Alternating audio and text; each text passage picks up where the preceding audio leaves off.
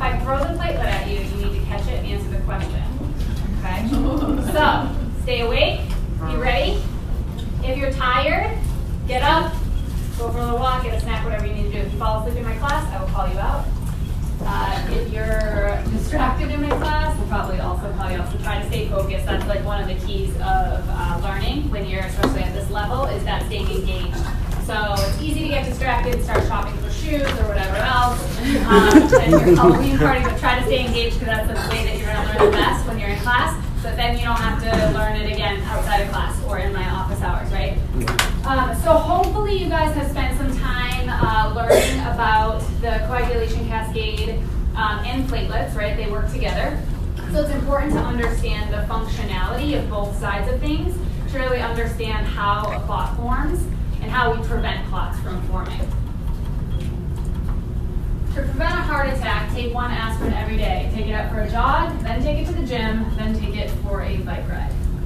So what is the take home there? Exercise. Yeah, so you can take all the medication in the world, right? Mm-hmm. But if you're actually not eating well and exercising, the likelihood that you're going to prevent something like an MI or a stroke, right, is going to be much less likely. So yeah, take the aspirin, but also, you know, take care of yourself, right?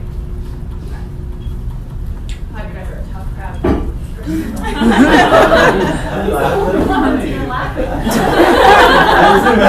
going to be a long 3 hours. Okay. All right. So the pre-test.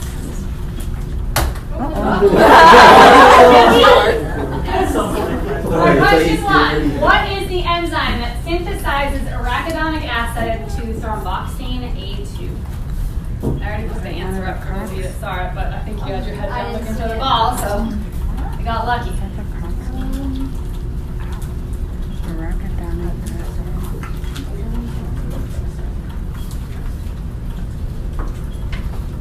Nobody pre-read for the lecture?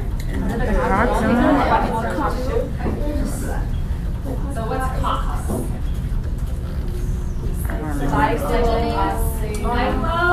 Cyclooxygenase. Particularly, you said COX-1. So there are how many COX? 2.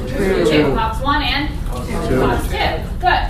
And we'll talk a little bit more about what each one actually means, where they are on the cells, and what the function of them are.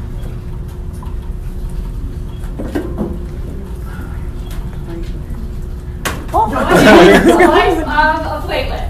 Who is it? Allie. Oh.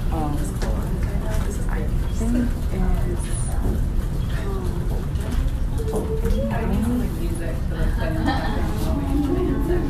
think Time's up, Cobra. That's a red blood cell. We're at about 7 to 10 days, right? 7 to 10 days. So anywhere between 7 to 10 days, generally the answer will be 7 days.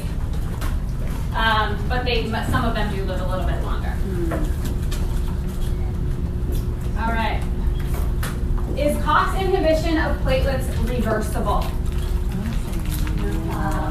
First of all, what does that mean, reversible? We'll give you a second to think about that, Stephanie. So you guys learned from Dr. Martins in lecture 1 and 2 about pharmacokinetics and pharmacodynamics, right? Mm-hmm. So you learned about reversible and irreversible agonist, antagonist. What does that even mean? Why does it matter, the pharmacokinetics? Because after it was reversible, so signal absorption and activation. So once it binds, if it's irreversible, it never unbinds from the receptor until what? The platelet dies. Yeah. Until the platelet dies, right? So if it's reversible, it means it can get kicked off. So if it's reversible, how does it get kicked off? Either competitive agonism or adding more.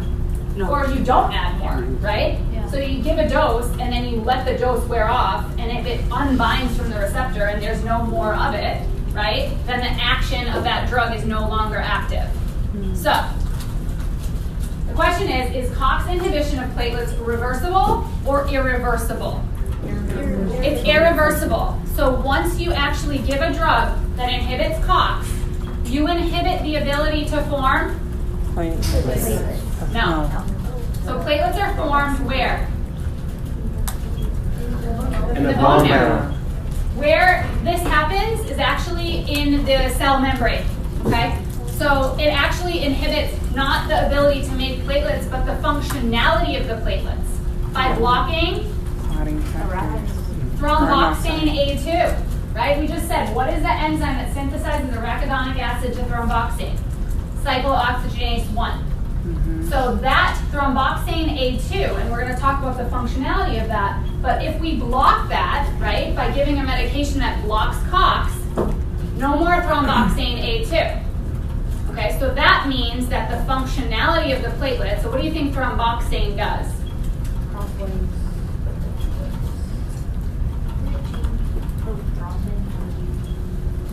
Platelet aggregation. Good. So thromboxane is active in platelet aggregation. So it helps platelets clot, right? It helps platelets actually activate, stick together, and cause a clot. Now, if we block that, the platelet no longer has that ability to do that. Okay. So thromboxane is a substance that's released from platelets when they're activated in order to continue that aggregation process and propagate the clot. So if we block that by giving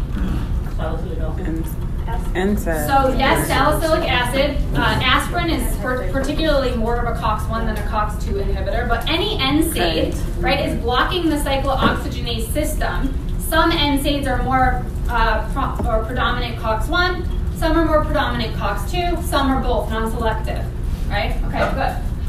Where's my platelet here? All right, good. What is Virchow's triad? Is that for me? Too close. Oh, for me. Oh, okay. Virchow's triad. No, that's right. I thought it was Sam. No, we're not talking about Samter's triad yet. Oh. Jumping ahead, but we are getting there. What's Virchow's triad? Isn't that Yes. the risk or DVT? Good. So what does it mean though? What's the triad? Hypercoagulability. And then blood stasis. Okay. Hemostasis or yep. And then I forgot the other one. Endothelial injury. Good. Somebody Googled it. Good. So hypercoagulable state, stasis, and intimal injury. Okay. So those all lead to the ability for a clot to form. Virchow, people pronounce it Virchow's, which is like how I learned it originally, you'll hear this name several times, especially in surgery and emergency medicine. He was a physician that coined this term in the triad for hypercoagulability and particularly DVT. All right, well, who has my platelet? Thanks. Nice. What drug decreases thromboxane production? We just talked about it. That was the COX-1 inhibitor, right, that we were talking about? Okay, so COX-1 we said blocks thromboxane production. So what drug? So our NSAIDs? Good. So any NSAID, and particularly the most common one that we utilize, Aspirin.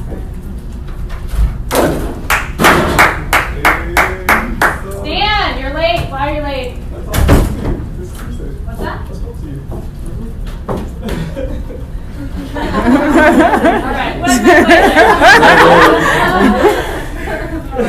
I forgot.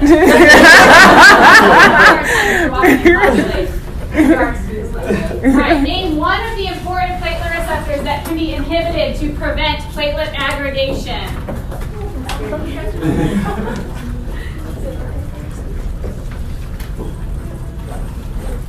The antithrombin? Okay, so what is thrombin? It's not, What is thrombin? So you guys are starting to confuse two really important things for coagulation. What are they? So what you're talking about is the coagulation cascade. So that's one part of clot formation, right? So thrombin is a major part, right, of the coagulation cascade. And thrombin is actually very important in platelet aggregation as well. But antithrombin is an anticoagulant and not an antiplatelet. So platelets have receptors on them, right? right? The receptors on them are needed to be available and then bound to by either agonists or antagonists, right, depending on what action we're looking for, to actually make the platelet functional, okay, to make it actually active. Okay, so for those platelet receptors, what is the most common platelet receptor? There's 50,000 of them on each platelet. Yes, 2B, 3A, good, is the most abundant platelet receptor. Can anybody think of any other platelet receptors that we can antagonize? So cyclic AMP and cyclic GMP are intracellular mechanisms that we can actually increase or decrease, right, to change the ability of the platelet to aggregate. Good. But what other receptor? Yes, good. P2Y12, P2Y1 worked together, right, on the receptor. On the cell membrane as receptors. Very good.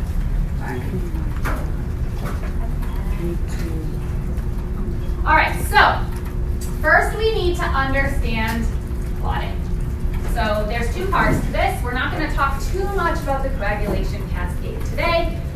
We're going to mostly focus on the action of platelets and clotting. So let's rewind a little bit and make sure that you guys understand hematopoiesis and a little bit about clotting factor synthesis. So hematopoiesis. What exactly is hematopoiesis?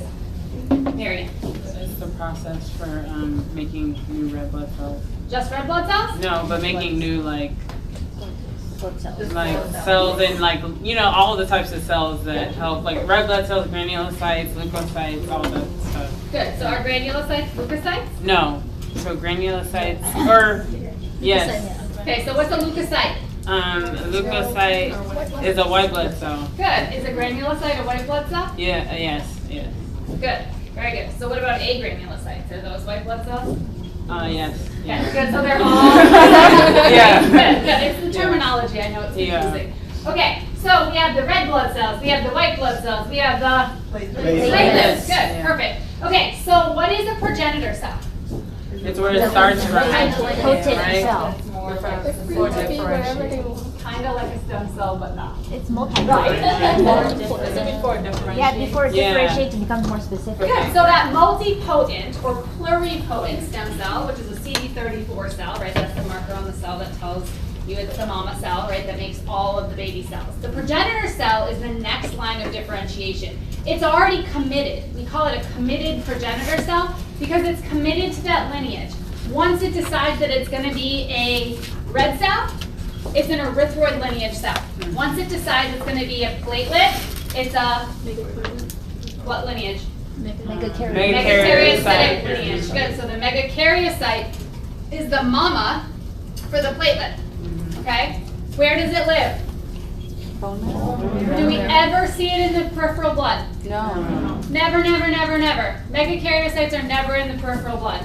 Megakaryocytes send out these arms called pseudopods from the bone marrow into the endothelium, right, that surrounds the bone marrow, and they actually spit out these little pieces of themselves called platelets. And those are the platelets that we see in the peripheral blood. Okay? So these little arms that the megakaryocyte has are called pseudopods.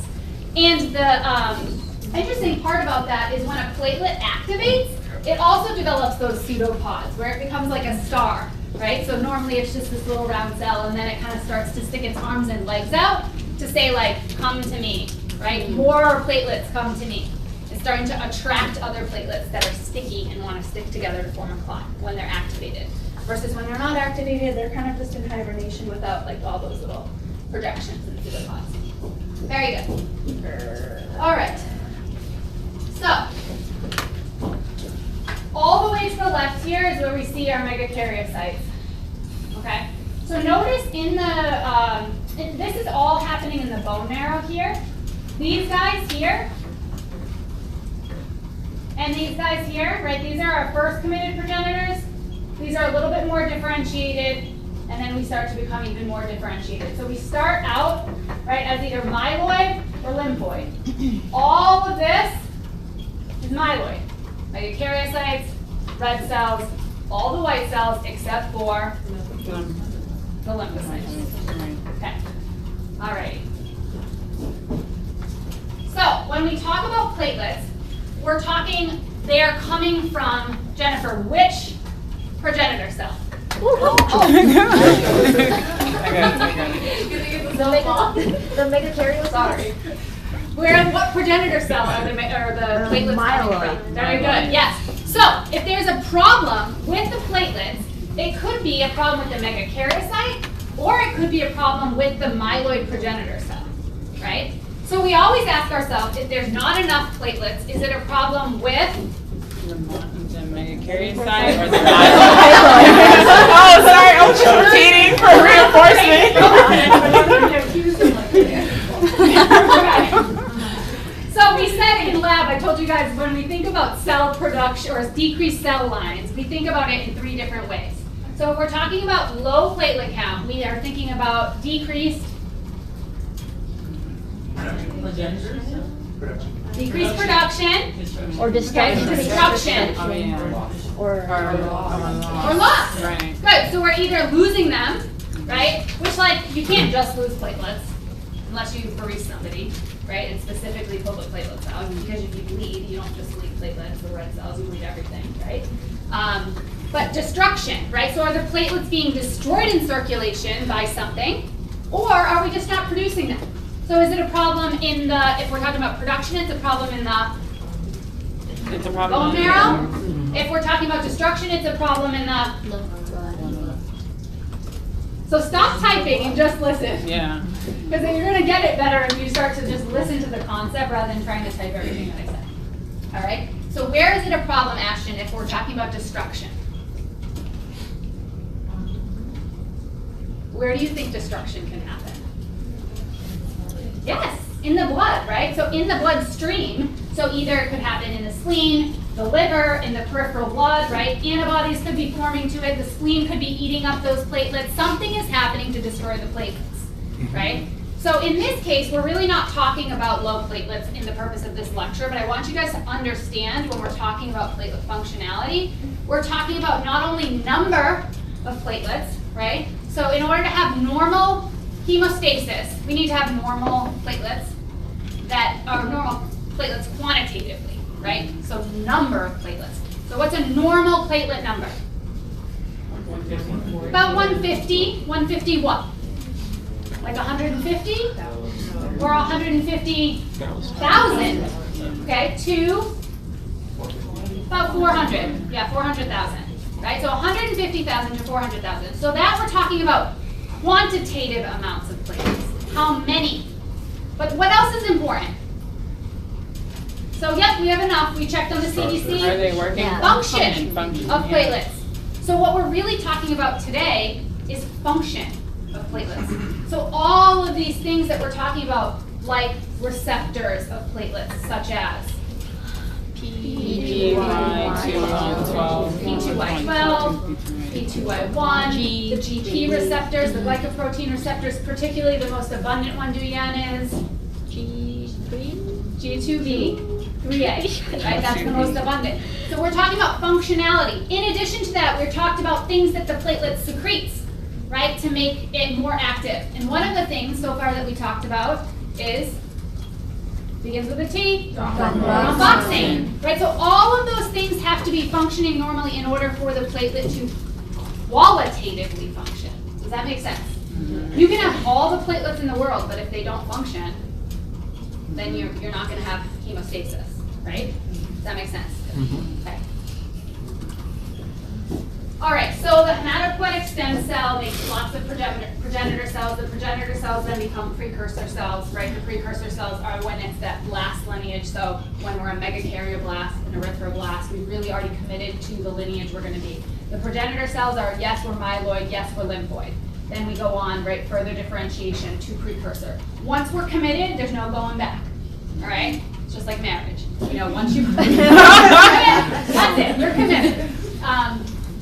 And then you produce all of the blood cells from there. So we talked about what is considered to be the blood cells. It sounds like you guys are really clear on that. Just remember, platelets are myeloid. They're coming from the bone marrow. We see them in the peripheral blood. Megakaryocytes we never see in the peripheral blood.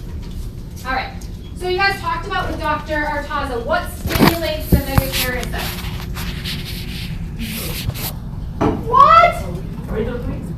Erythropoietin stimulates No, that's the red blood cell. Injury. thrombopoietin, right? Thrombopoietin. But there's other things that stimulate the platelet too. So anything thrombo, think platelet, right? So thrombo, we think clot. Clot, we think platelets and coagulation factors, right? So thrombo, platelet, thrombopoietin, platelet, okay? EPO, erythrocyte, E, erythrocyte, EPO, erythrocyte, EPO. Got it? Okay. So thrombopoietin is produced where? Yeah, in the liver. Very good. And EPO is produced in the kidney. Very good. Okay, so notice here though that there's other things that stimulate megakaryocyte and platelet production. One of them stimulates all of our granulocytes, which is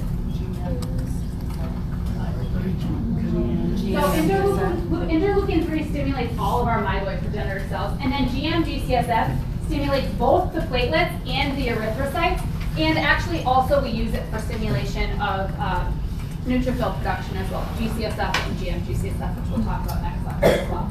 So there's other things that stimulate the platelet other than TPO, but TPO is the most potent stimulator of platelet production, and it can actually be given now exogenously. So we have recombinant thrombopoietin, which we can give patients that aren't producing enough platelets to actually increase their platelet production in the bone marrow. Okay? All right. So these guys here are our platelets. Notice they are much, much smaller than every other cell, right? So when we look under the microscope, they're those little tiny purple dots, right? They're like probably a tenth of the size of any other cell that's on there. But when you look at your peripheral smear, you should see platelets pretty abundantly. If you're seeing that they're either clumped together or there's not that many of them, we may have a problem with quantitative number of platelets. But that doesn't tell us anything about functionality of the platelets. It just tells us about the numbers, okay? Does that make sense? Mm-hmm. All right. So we said the normal range is 150,000 to 450,000 per millimeter cubed. A millimeter cubed is equal to a microliter, so those can be used. All right. So we said, what is the lifespan of a platelet? 7 to 10 days. Good.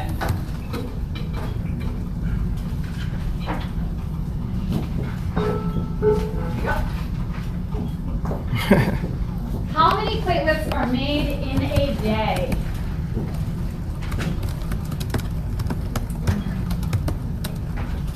You want to take a stab at it? 150,000. So that's, remember, it's 150,000 to 400,000 per millimeter cubed under the microscope.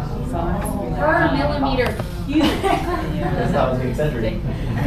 So that means that there's way more than that, right? We're just talking about what we're seeing in a very small space, okay? So we're actually making 100 billion platelets every single day. That's a lot of platelets, right? And they're recycled quickly, right? So they're, rather than a red cell, which we said the lifespan was 120 days, or how many months? 4 months, good. The platelet is much shorter, right? So that's 7 to 10 days, and that's our own platelet. Now, if I transfuse someone else's platelets into you, they last even shorter, okay? Wow. What percentage of our platelet volume is replaced every day?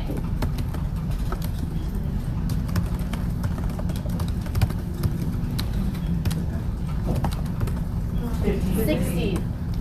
About 10 to 20%. All right.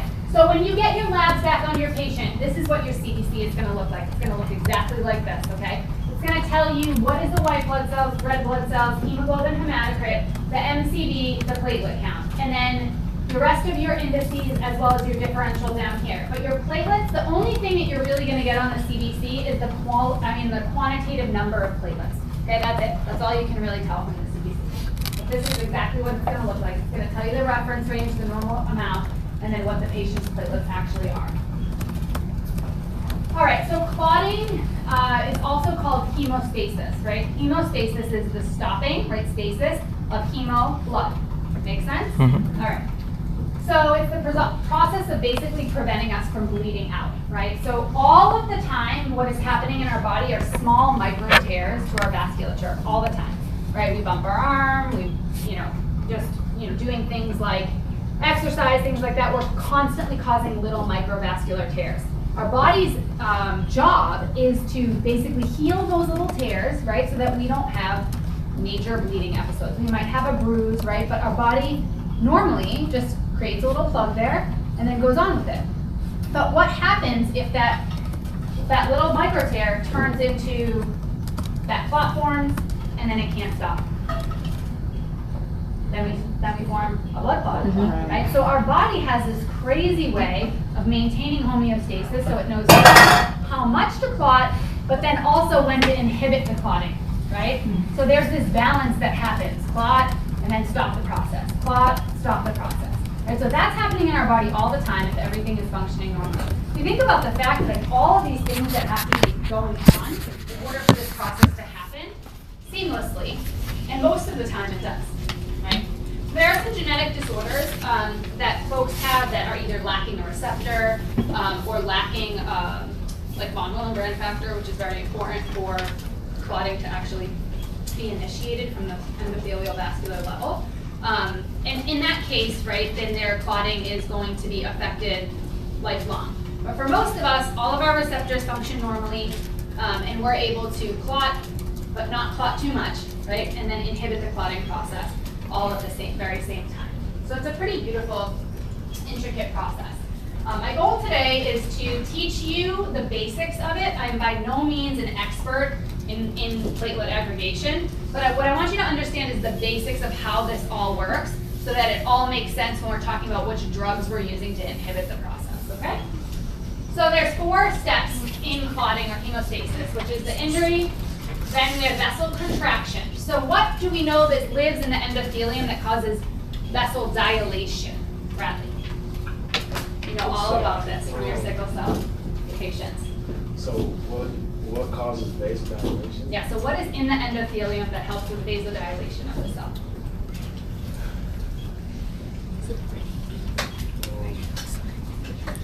My brain's a little foggy right now. Unbonded. No.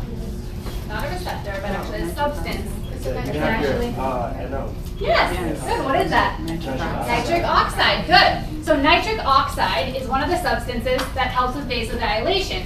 What other substances help with vasodilation? Oh. Is it endothelium line? No.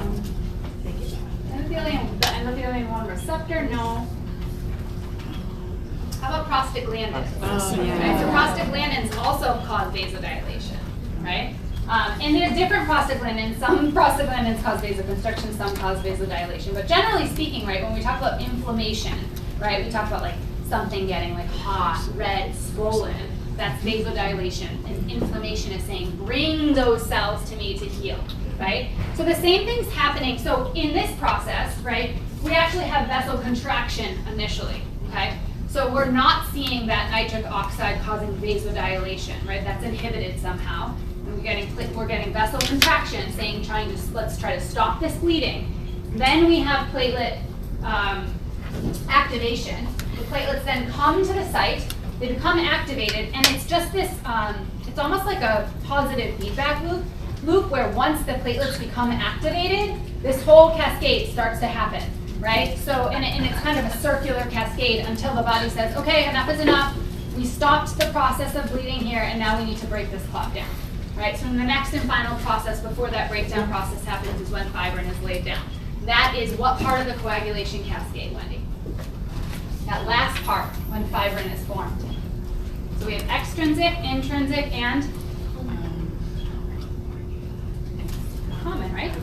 Common, right? So that's where we really get the threads, right, that lay down the clot and really make the clot hold. All right. So the first thing we said is endothelial injury. Then the coagulation cascade is actually activated. And do you know which factor in the coagulation cascade is generally the first on the scene to platelet aggregation?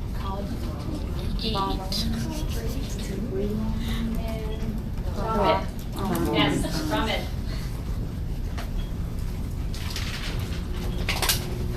It's easy to remember because that's really where everything comes together, right? Is probably one of the most important factors in the clotting cascade. Termination of clotting by antithrombotic and control mechanisms, which we'll talk about, and then removal of clot by fibrinolysis. All right, we'll watch a little video. Where did my video go? In a first step,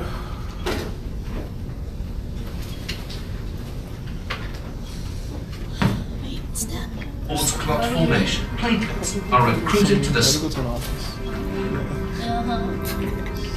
We're like, oh no, where's that? In a first step towards clot formation, platelets are recruited to the site of vessel injury by now exposed molecules of the vessel wall. So nice. I'm not saying anything. I was listening. I was like, Visualize. Visualize it. I see it. There's an injury. I thought that was part of the learning. I know.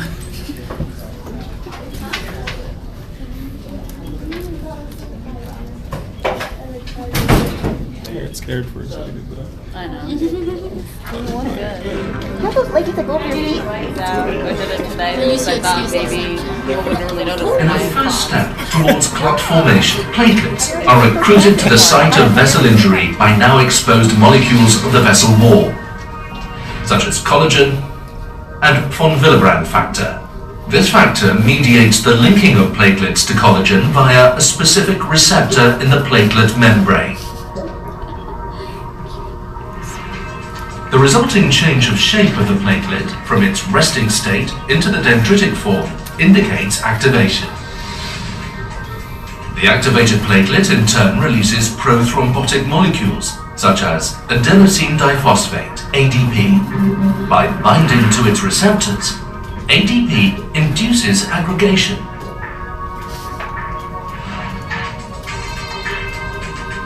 And recruits further platelets to the site. Thromboxane is another important mediator of platelet activation and aggregation. Under its influence, the platelets cross-link with each other. These interlocking mechanisms cause platelet activation to snowball. The clot grows rapidly. Activated platelets also trigger the coagulation cascade and thus the formation of thrombin. Thrombin, in turn, stimulates platelet activation even further, a continuous feedback loop. Additionally, thrombin induces the formation of fibrin for the mesh stabilizing the clot.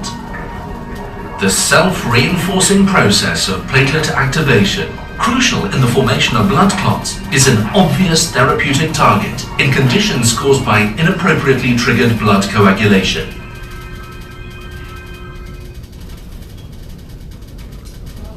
This was good. That's why I have no disclosures for Bayer and Osborne.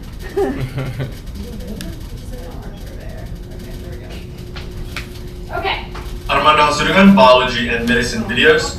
Please make sure to subscribe, join the Pharm group for the latest videos. He's awesome. Yeah, really great explanations. Wait, what guy? Armando. Oh, Armando! Yeah, I know him. You got it, person. The whole thing. He has great, especially if you're a visual spatial learner, he has really great I'm diagrams. definitely a visual spatial learner. Okay, so normally the platelet has a non-adhesive surface, right? And the endothelium is a non-adhesive surface. It allows the blood to just flow through, right? So you guys know what I'm talking about when I'm talking about the endothelial surface? Right. Right, so the inside of the blood vessel. Right, right. Good. So the endothelial lining usually inhibits the activation of platelet production by producing nitric oxide, which Bradley told us about, endothelial ADPase, because you guys remember we said ADP does what? Aggregate. No, activate. It does activate the platelets, but how? By binding To What does it bind to? a receptor. What receptor? So we talked about two major ones that we inhibited. 2B, 3A. Yes, so ADP actually binds to the P2Y12 and the P2Y1 receptors to activate the platelet. So if we have endothelial ADPase, that breaks down the ADP. If it breaks down the ADP cannot bind to those receptors to activate the platelet. So if we have a lot of endothelial ADPase around, it's going to say, no, we do not want any platelet aggregation. Does that make sense? Okay. And then PGI1, which is a prostacyclin, also vasodilates and prevents platelet aggregation. And the prostaglandins are also made by what enzymatic reaction?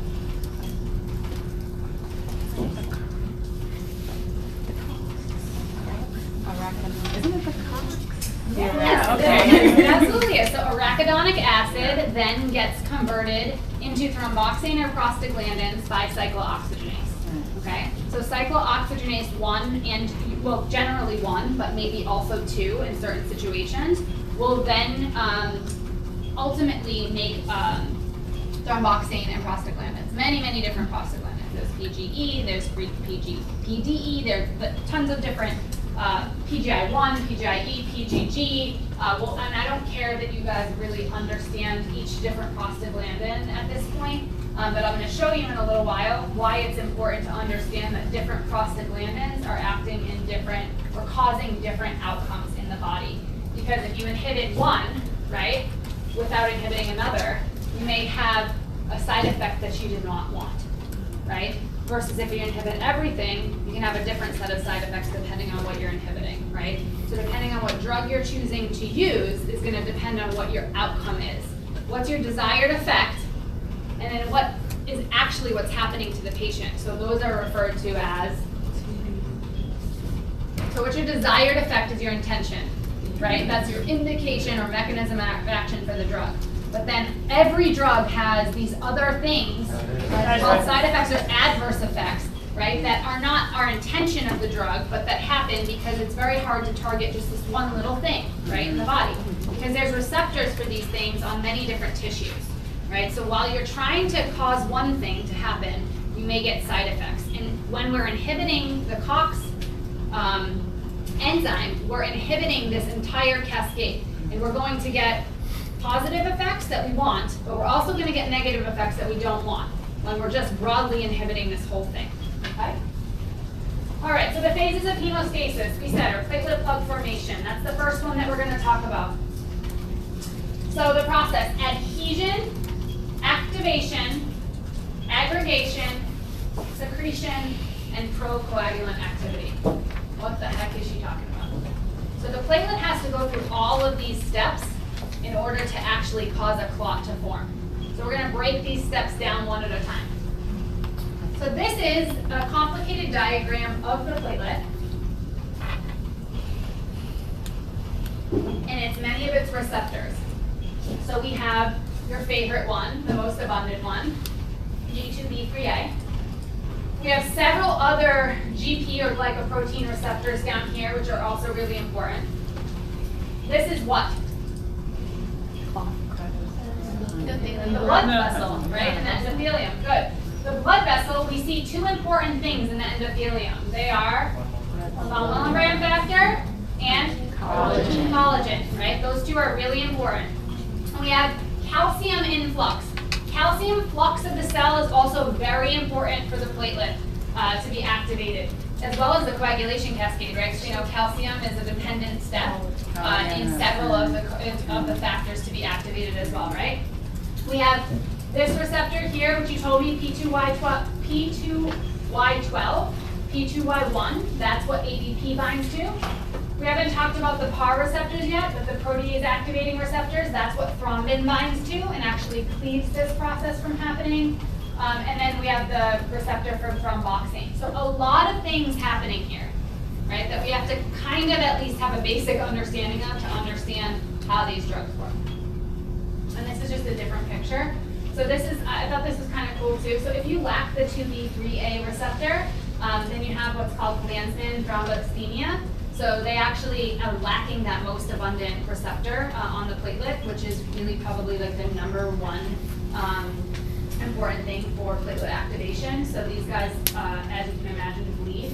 As well as this syndrome here, they're actually lacking this other receptor, which is really the receptor that initiates clotting, Bernard-Solier syndrome. So if we're lacking these receptors, obviously bleeding is a big part of these patients' lives, just like a patient that's lacking a factor like hemophilia A or B, right? All right, so this is gonna be, we're just gonna walk through each process. So, or walk through the process from beginning to end. So, Justin bangs his arm, he has a vessel that's damaged, he starts to bleed. What has happened is that once that vessel gets damaged, it opens up the endothelium, and now there are two things that are exposed. Collagen and von Willebrand factor. Good. So platelets adhere immediately to the collagen and the VWF via these receptors, which we saw earlier on. So we said that if they lack this receptor, they have that Bernard-Solier syndrome. So this is the receptor that really initiates the process of clotting. We're not going to talk too much about that receptor because there's actually no way for us to inhibit that receptor. But just so that you know, if we do lack that receptor, obviously there's a problem from the very beginning. So once the platelets start to clump together and adhere to one another, they undergo that change, right? Where they have those little pseudopods, they stick their legs and arms out, saying, we want more of you. That's called activation. Okay, that's when the platelet's actually activated, it changes shape. Secretion.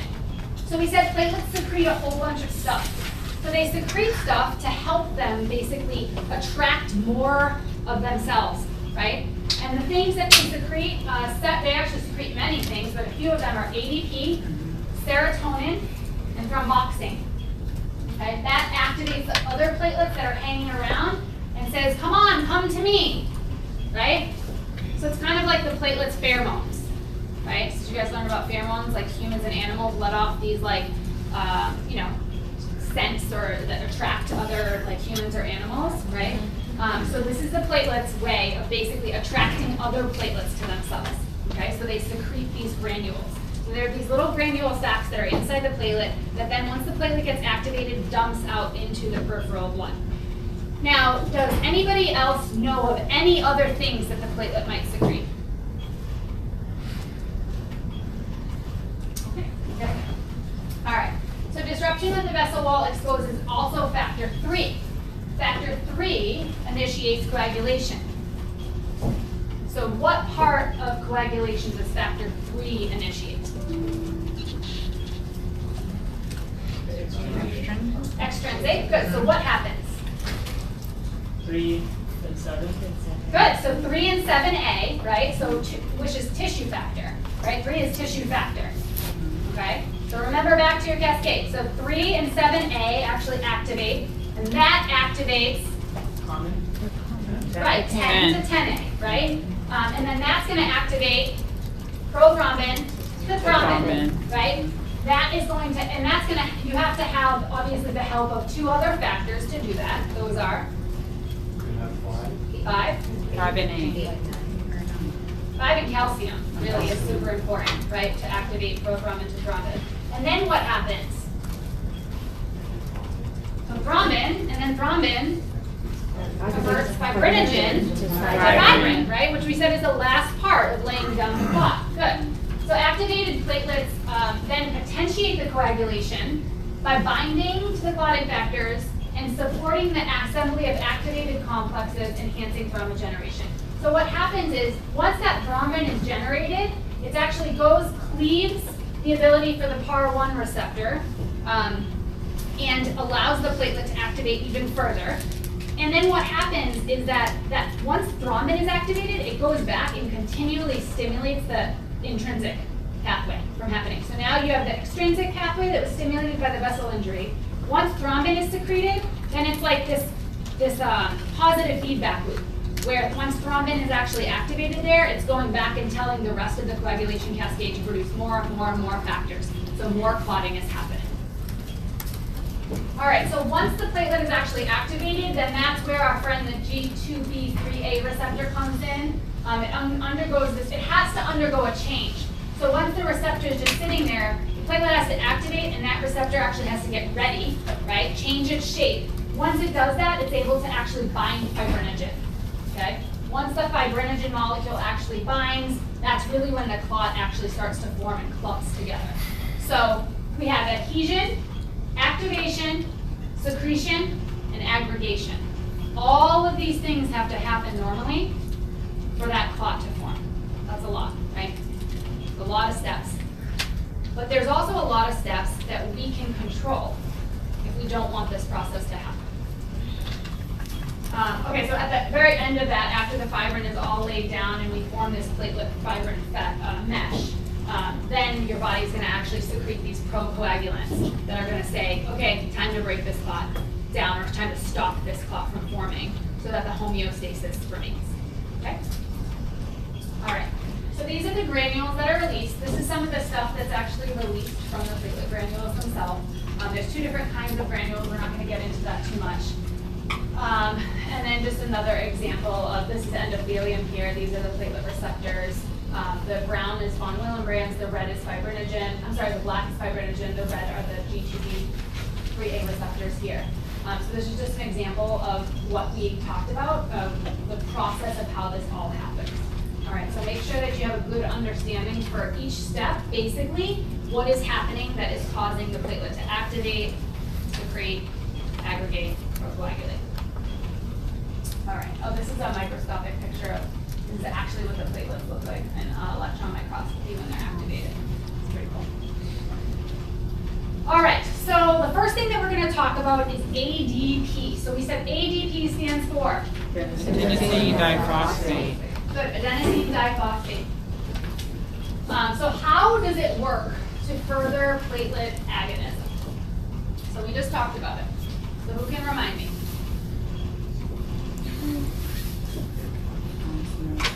Eden. I know that ADP binds to the receptor. Which receptor? The I know, it's hard to remember, right? There's a lot. P2Y. P2Y12 and P2Y1. Good. Okay, so the ADP, remember, is an agonist. All right, so an agonist is what? It binds to the receptor and stimulates the response. Binds to the receptor and activates it, right? Mm-hmm. Versus an antagonist binds to the receptor and Inhibits, blocks it, right? So the action can't go. ADP, which is released from the platelet granules, right? Actually then goes and binds to the P2Y1 and the P2Y12. There's another P2 receptor that we're not going to talk about because it doesn't actually bind ADP. Binds a different protein. But this is an agonist, so it's going to activate these receptors. Good. So you guys understand what that means. So ultimately, P2Y12 is going to activate the actual G2B receptor, and then it's going to, in turn, bind platelets. So this is what actually causes that conformational change to happen in the G2B3A receptor. Okay? So we actually need the stimulation to tell the G2B3A receptor, hey, it's time for you to do your thing. You got to bind to fibrinogen, so you need to change your shape. Okay, so let's say it's like this, all of a sudden it binds like this, and then the fibrinogen can come along and it can bind to it. Okay? All right. Don't worry too much about this stuff, but I really do want you guys to understand that ADP binds to these receptors. What does ATP have anything to do with? Okay, it's a precursor to ADP. So ATP, if it binds to these, actually acts as an antagonist. Very good. So ATP, if it binds to these receptors, is going to block that receptor, right? So we can actually use drugs called ATP analogs to actually get that desired effect if we want to block the activation of the platelet. I want to turn the lights on so people are not like falling Getting asleep. too. Can I just clarify the last slide? Yes. So you said ADP binds to P2Y1. Either of these, either so, of them. So it binds to either one of them, and Yep. the platelet is going to automatically do the pseudopods, and then they're going to start to stick together. So it's not like we need both of them, we just need one of them. Right, but Okay. it's actually happening simultaneously. There's Okay. tons of receptors and lots of ADP. Okay. It's not like there's just like one molecule Yeah. of ADP, right, and it has to choose. There's Yeah. many. But I was just, so there's like no difference between it binding to P2Y1 versus P2Y12. The same activation. Same, P2Y12 is a receptor that has more of an effect Okay. on the overall conformational change of the G2B. But P2Y1 is also involved, so I don't want to totally leave that out. But generally, P2Y12 is really the one that is the most active, and it's the one that we inhibit to really get our effect. Because, okay. Yeah. P2Y1 kind of is just like doing the same thing, but But it's not not as as well. strong. Okay. Yeah. All right. Okay. So what about ATP? We said ATP is an antagonist to P2Y12 and P2Y1 receptors. So if ATP binds to it, what's going to happen?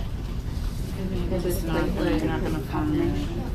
So it's not going to allow the conformational change to happen. And then what's going to happen? No platelet. No platelet activation. Right. Right? Okay. Good. All right. So remember what an antagonist and an agonist are. Really important to understand this all. All right. So what about phosphodiesterase? You guys learned about that at some point, right?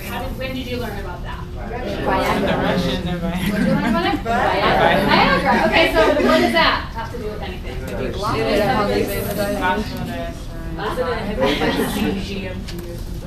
Okay, good. So what does it do? Like it inhibits CGMP or something. So phosphodiesterase actually, what does it do? It hydrolyzes what? Cyclic GMP and cyclic AMP. It hydrolyzes them. But what do they do? No, because if you block it, So what is our desired effect? To get an erection. So to get an erection, we need to cause vasodilation or vasoconstriction. Vasodilation. So are we blocking or stimulating PDE?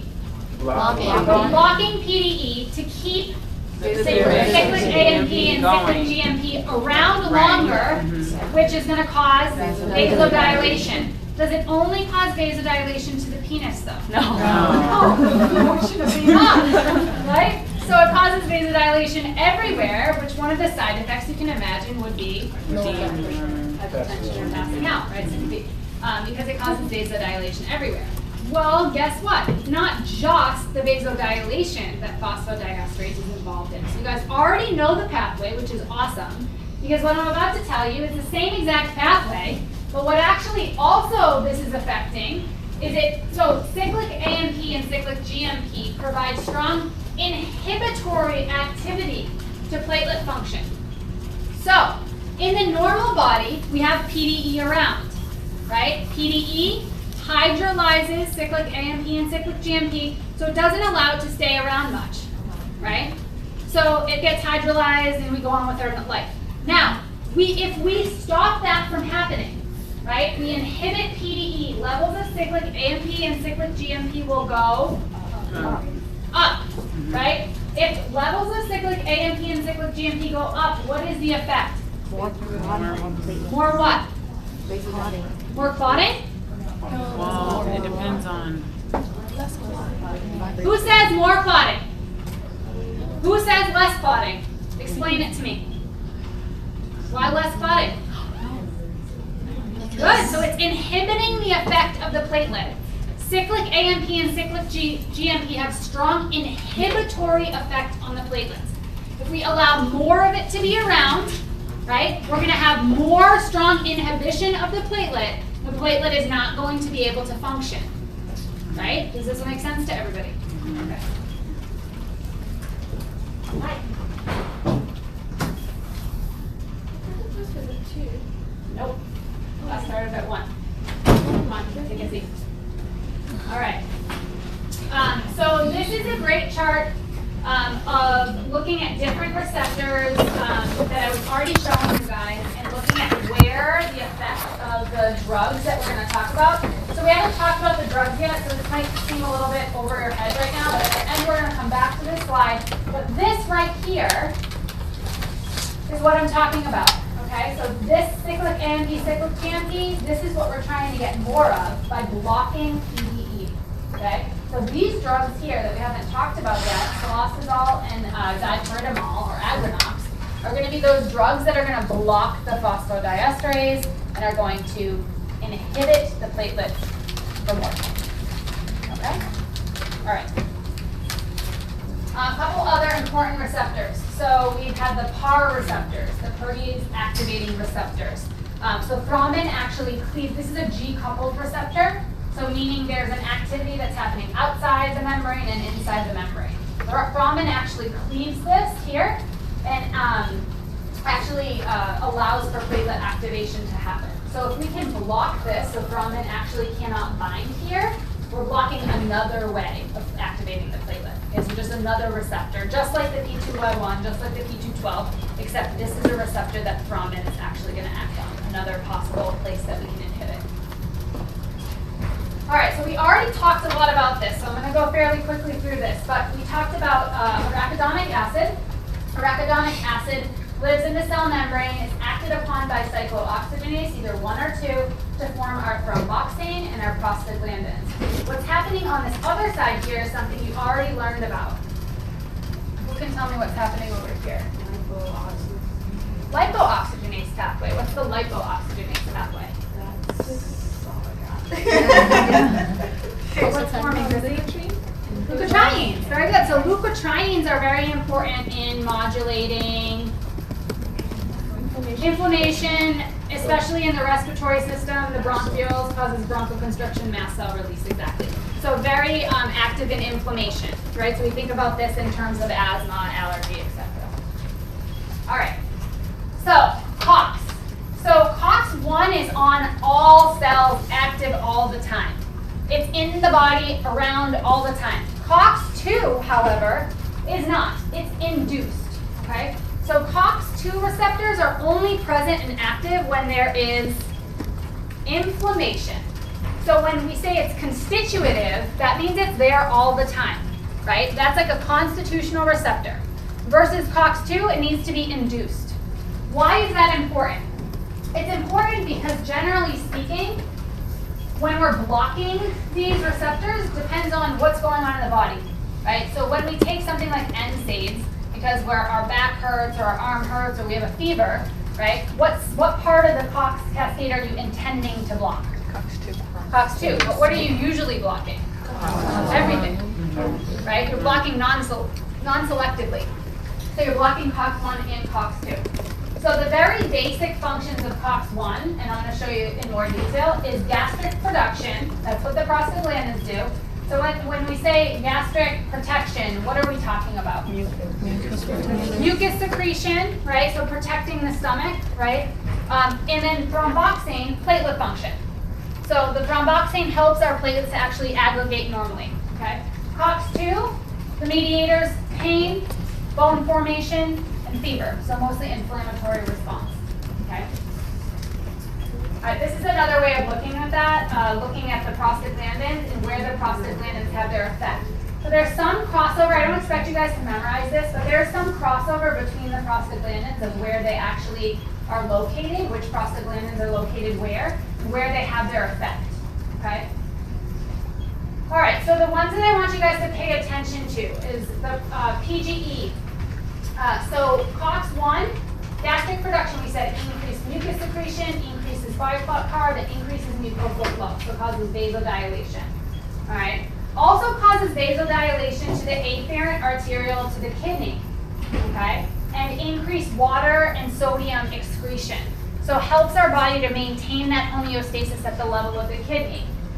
Then we see here COX-1 and 2. So COX-2 is playing that role in vasodilation and inhibits platelet aggregation, whereas COX-1 is causing platelet aggregation and vasoconstriction. So you can see how there's a little bit of a give and take here, right? So COX-1 and COX-2 kind of act together to balance one another out, right? So where would you see that they're potentially creating a problem? If COX-2 causes vasodilation and platelet aggregation, and COX-1 causes platelet aggregation and vasoconstriction, what do you think would happen if we just block COX-2? Okay, so it causes vasoconstriction and unopposed platelet aggregation. So back in the late 90s, early 2000s, we came up with some great drugs called COX-2 inhibitors. Anyone remember any of them? Lots of lawsuits that went on about this. Celecoxib. What's that? Celecoxib. Yeah, celecoxib. Celebrex, Vioxx, right? These select 2 COX inhibitors. Everyone thought they would be great. Why? So we preserve this, right? Because what is one of the major side effects of NSAIDs? Stomach pain, gastric ulcers, gastric bleeding. So if we just block this part, we block the fever, the pain, excessive bone formation, the inflammation, but we maintain the gastric protection, great, but now we have unopposed platelet aggregation and vasoconstriction. So what do you think happens to people? Strokes and heart attacks. Strokes and heart attacks. You guys understand why? Yeah. Good. Okay. So keep in mind what I just told you about the COX causing or prostaglandins causing afferent arterial vasodilation as well. All right. In addition to that, we know that the prostaglandins are going to cause that inflammatory response, right? And if we can inhibit that, we're inhibiting all of this from happening, then we're decreasing the ability for that patient to feel pain, have a fever, have swelling, all of those things. And then on the other side of that cascade, because we just looked back here, right? I talked to you guys about this part over here, the leukotriene side. So the leukotriene side is here. Right, so bronchoconstriction, mucus secretion, edema, and eosinophil migration. All right, and what you guys talked about and learned about in your pulmonary lecture about these drugs that actually inhibit the leukotrienes, right, the mast cell inhibitors. So NSAIDs are on a scale of selectivity. So when we talk about aspirin, we have COX-1 and COX-2 inhibition. When we talk about Selexicab, which Tola just mentioned to us, that's a complete COX-2 selective. And then in between, we have some that are more COX-2 but still have COX-1 activity. And that's really probably the best of both worlds, right? That we're actually not fully inhibiting one, but actually inhibiting both so that that homeostatic balance is hopefully going to somewhat remain without overcoming and inhibiting one altogether. All right. So let's talk about the COX inhibitors first. So this is another picture of the platelet in just a different way, showing those same receptors, the same binding sites that I showed you before. So the question is where can we target? So based off of what you know so far, we can target COX-1 with aspirin, ABP with these guys here. We can target G2B3A with these guys here. And we're going to learn about each one of these classes. All right, so in general, I want you guys to think about the antiplatelet drugs in 3 different ways. Just kind of like we talk about platelet production, platelet destruction, or platelet loss, right? Or like when we talk about anything. So we can have drugs that inhibit the platelet activation by blocking the receptor, right? By either being an agonist or an antagonist, right? Drugs that inhibit platelet activation by blocking intracellular signaling. Or drugs that prevent activated platelets from actually connecting to one another via the G2B3A receptor, right? So we know that the G2B3A receptor, so if Ashton is a G2B3A receptor and I'm a G2B3A receptor, something has to bind us together. What is it? David, you're it. What are you? Fibrinogen, right? So fibrinogen has to bind us together, right? So we can block the receptor and not allow that fibrinogen to bind so that we can't actually hold on to one another, right? So the fibrinogen is what allows us to connect to one another, okay? All right. So when we talk about these drugs, I want you guys to label them based off of which one they are. Number 1, number 2, or number 3. Got it? I'm going to share all these slides with you. Oh. right? Like, wait, what is one doing? So I usually only give you guys before the lecture the slides that what I want you to know before lecture. And then I'm going to ask a whole bunch of stuff in, and then after the lecture I'll post the slides. But a lot of this has questions that I needed you to not see, or had like material that wasn't necessary for you to see before class. Okay? Alright, so what we're going to do is go through and we're going to say, okay, drugs that inhibit platelet activation by blocking receptors versus drugs that block the signaling inside the cell versus drugs that are actually preventing the platelets from actually connecting to one another. Alright? Okay. So salicylic acid or aspirin, most widely used. It's cheap, it's effective. It's an antithrombotic, so we use it for secondary prevention. What is secondary prevention?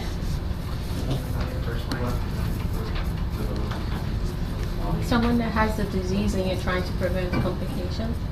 Right, so it's somebody that already has a problem, right? Or already had a problem, and you're trying to prevent the problem from happening again. Okay? So for patients that have had a cardiovascular event, have known coronary artery disease, cerebrovascular disease, or peripheral vascular disease. So the question really has become, like, what is the right dose of aspirin to use? Back in the day, we thought using 325 was appropriate. There have been many studies now that have shown anywhere from 50 milligrams to 325, depending on what you're treating, can be efficacious. It depends if you're trying to prevent something or treat something, right? So it really depends on what exactly you're doing. So they did a study that compared doing nothing versus aspirin, and it decreased the risk reduction for heart attack or stroke by about 25%.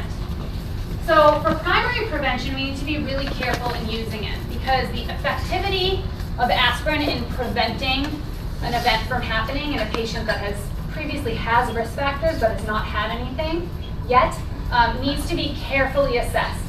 Whether or not aspirin is enough, okay, or whether or not additional antiplatelet therapies actually are indicated for patients that are high risk.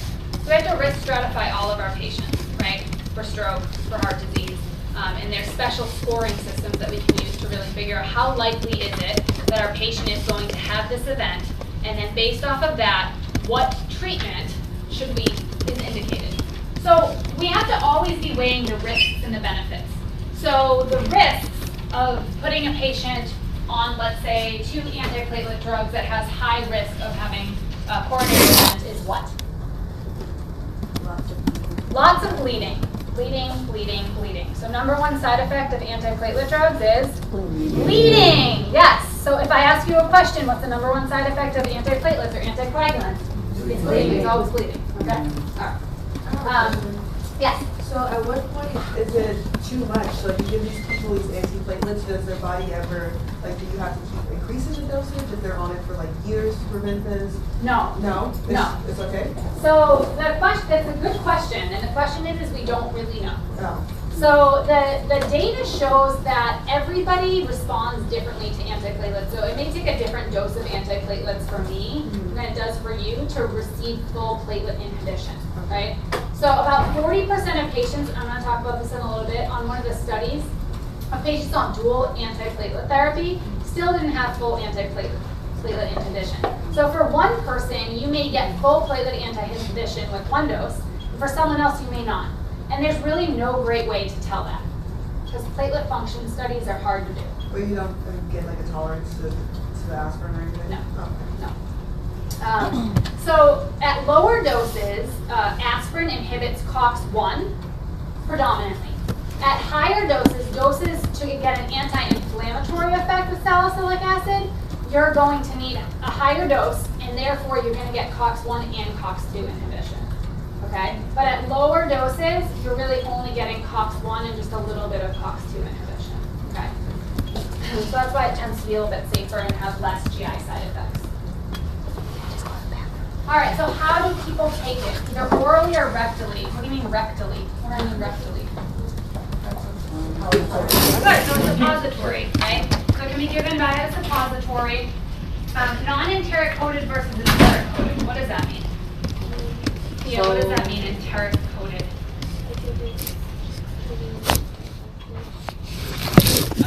Well, what does enteric coated mean? It doesn't why would you want something to be enteric coated versus not?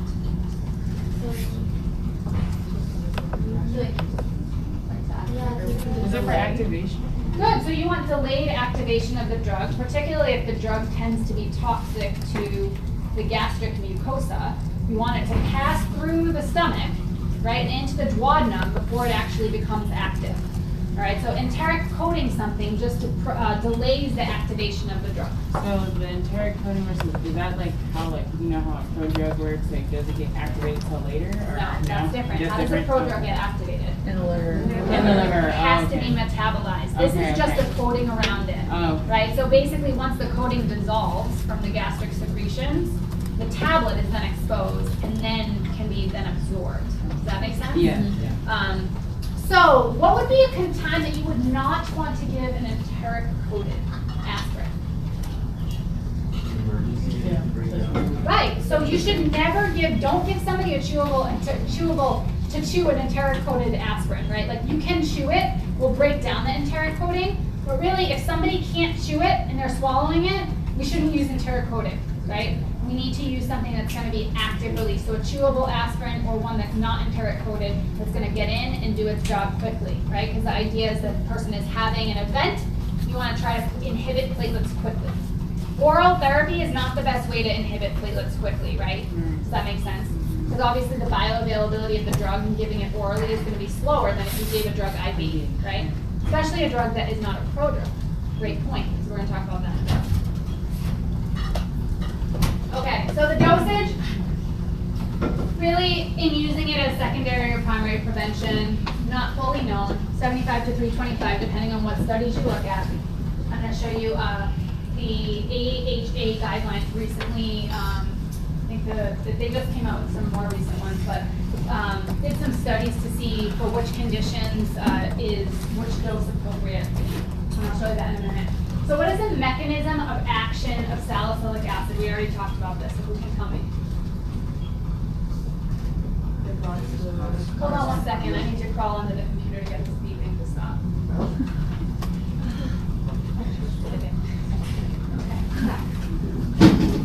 All right, so we said that salicylic acid, aspirin, the mechanism of action is, well, let's do total, that's the platelet. We're throwing over the after. It inhibits the COX by preventing the, and which is the one which involves the reaction involved in transformation of arachidonic acid to the prostaglandins. Yep, prostaglandins and Glucagon. and. So the prostaglandins and one other thing are on one side. Leukotrienes are on the lipooxygenase side. So the COX side is prostaglandins, and the thing that causes platelet aggregation is thromboxane A2, right? So thromboxane A2 and prostaglandins. So we said that aspirin inhibits COX-1. Predominantly COX-1, not until higher doses does it inhibit COX-2. By inhibiting COX-1, we're inhibiting thromboxane A2. Good. And by inhibiting thromboxane A2, we are inhibiting platelet activation. Good. Okay. So like I said, at about a gram a day, so much higher than what we're actually taking for prevention, right? Because prevention is 75 to 325 once a day. A gram a day, obviously, is much, much higher than that. That's really where we get the COX-2. All right. Now, I put a lot of this stuff on the slide. I'm not going to stand up here and literally read it to you. But I also don't expect you to memorize, the half-life of every drug. I don't expect you to memorize how every drug is metabolized. I'm going to point out certain things about certain drugs that are clinically important. But I don't care that you memorize that the peak plasma levels occur 30 minutes to 40 minutes after. But what I do care that you understand is it acts pretty darn fast, right? So it acts quickly. I'm not going to ask you exactly how quickly, right? I do really care that you guys understand that, yes, the half-life is fairly short, right? 2 to 20 hours. But what's so important to understand is although the half-life is 2 to 20 hours, the drug acts on the platelets irreversibly, forever, 7 to 10 days, or depending on at what point in the life that platelet is. If the platelet's gonna die tomorrow, it's gonna stay on there till tomorrow. If the platelet's a brand new baby and it's gonna live for 7 to 10 days, it's gonna stay on there for 7 to 10 days. Do you guys understand that there's a difference between a half-life and a biologic half-life? How is it actually acting in the body? If it's an irreversible receptor, although the half-life is 2 to 20 hours and I did a level in your blood, I gave you some aspirin, you take it, tomorrow I just check a level, it's 0 or low, right? It's low. But I know that your platelets, they are still, those receptors, right? That COX is still inhibited. That thromboxane is still not able to be produced in those platelets. Okay? So now in one dose of aspirin, you're obviously not going to saturate all the receptors, right? Usually it takes 3 to 5 doses before you actually get to peak levels and have full saturation, right? So one dose is not going to cause all of the platelets to be inhibited. But if I take aspirin every single day, right, and I need a procedure, you better believe that you better stop that aspirin how long before the procedure to make sure that all of the platelets are functional? 7 to 10 days, right? Does that make sense? Now, if you stopped it 3 to 5 days, probably about at least half of your platelets would be functional, right? Knowing how many platelets are made every day, about 10 to 20%, and if the platelets live for 7 to 10 days, at least about half of my platelets are going to be functional if I give it about 3 to 5 days. But just doing a procedure with somebody on aspirin that's been on aspirin continuously is pretty dangerous. Does that make sense? Yeah. Okay. Question. Yes. I have a question. So, say you got like the GI symptoms for the aspirin, and you've been taking it like you got peak levels, but then you stop. So would that mean you could possibly have something like until those platelets go? Well, especially not only that, but if the symptoms are actually causing damage to the tissue itself. Even after you stop the drug, it may take time for the tissue to repair itself. Now remember, aspirin is not inhibiting COX-2 unless you're taking it at very high doses. Okay? So generally at a low dose, we're not really getting COX-2 inhibition. We shouldn't really have GI side effects. Okay? Up to 1 gram a day is really where we start seeing I need to stop talking with my hands. COX-2 inhibition. All right, so that's really when we start to see thank you. Joe Gomez would be like so upset right now. Okay. Does that make sense? So if let's talk about like outside of aspirin, let's say I was taking NSAIDs, right, for a knee injury, whatever, and I am getting COX-2 inhibition and COX-1 inhibition, and I do have gastric symptoms. Now I have, let's say, irritation of the gastric mucosa. Yes, I stopped the drug. Once the drug is out of my system, right, the prostaglandins will start coming back and forming, but then that tissue also has to heal. Yeah. So usually weeks for that actually to improve. Yeah. Is there like upregulation of these receptors that we're blocking? So like would just like abruptly stopping it would then make your coagulation worse or no? Okay. No. Okay. Anything else I want to tell you guys about aspirin? No. Okay. All right, so this is that chart that I was telling you about looking at specifically doses. Again, I do not expect you to memorize this, but just looking at doses that were shown to be efficacious in preventing secondary events from happening in these patients. So anywhere, like I said, from 50 to 160, and sometimes up to 325, depending if you're treating something like primary prevention versus secondary. Yes, Mike. Question, is it, I don't know if I missed it, is it good to be taken, well actually you said it's bad, but is it good to be taking the aspirin just because like when I was working back at home, especially with like Ghanaians, they just take aspirin, anything. So there has been some studies that have shown that by decreasing inflammation chronically, that you have less chronic disease. Right, and logically it does make some sense that if you can decrease inflammation, then you can hopefully prevent some illnesses from forming, prevent atherosclerosis. There hasn't really been like a large randomized controlled trial that's been over a long time to really say whether or not there is a benefit.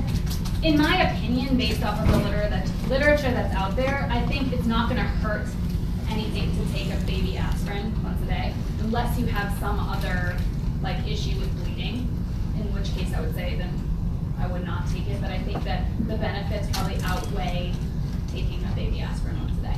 Yeah. Okay. So adverse effects, yes, you can get GI dyspepsia, already talked about, but most of the time we're not seeing preventative doses, we're seeing it with much higher doses. It's a fairly low risk for bleeding, except for if you have dual therapy. What is dual therapy? That's right, so combining two drugs that act in the same way, right? That either are both antiplatelets or one antiplatelet, one anticoagulant. Of course, you're going to increase bleeding risk, right? So the key is finding a balance where we're getting as minimal bleeding risk as possible with as much benefit, right, and risk, decreasing the risk of clotting as much as possible, right? And that's always the risk with anything that we're doing in medicine, is balancing the risk with the benefit, okay? Avoid using in patients with an allergy. Samter's triad. What is Samter's triad? Nasal polyps. Nasal polyps. Aspirin allergy. And asthma. And asthma. Good. So why would we want to avoid it in patients with an allergy or that have history of nasal polyps and history of asthma? So of course, if we know they have an allergy to any drug, we're going to avoid it. But in a patient that we don't know has an allergy, but that has asthma, you could argue that avoiding aspirin in patients with asthma is something you should be doing anyway, and this is fairly controversial.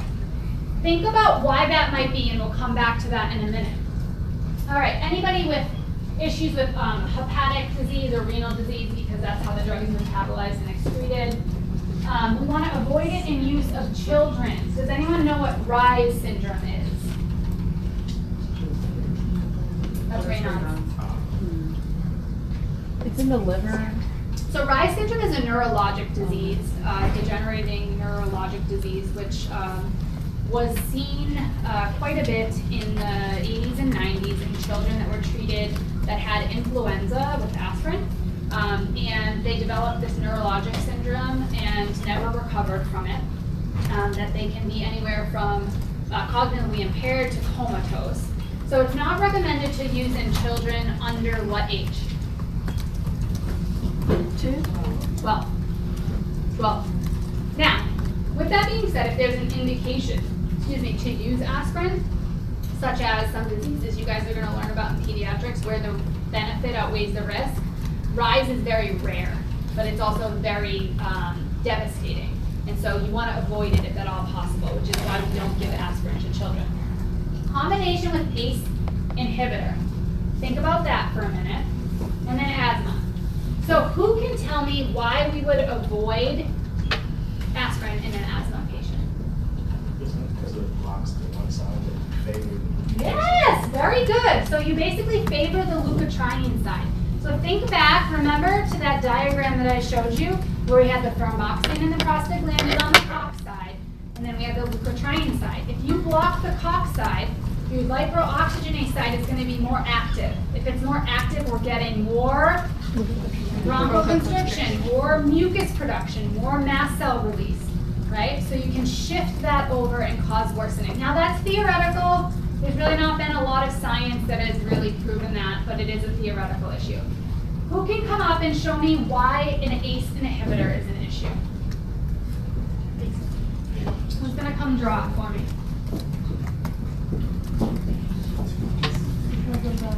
Come up.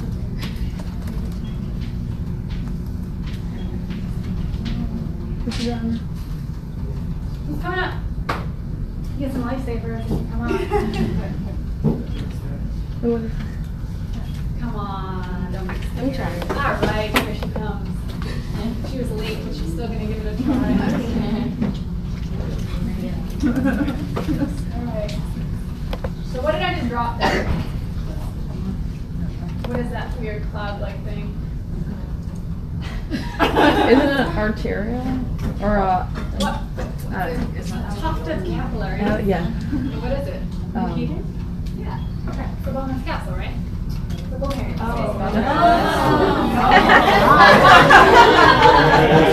Thanks, guys. All right. So what is the thing on the left? Afferent arterial. Come on, give me some credit. Right? Afferent arterial. Okay, so let's talk about NSAIDs first. So think back. We said that NSAIDs do what? We said prostaglandins, right? Do what to the afferent arterial?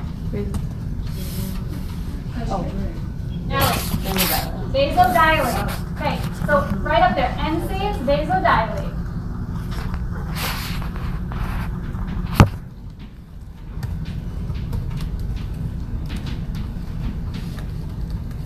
I'm sorry.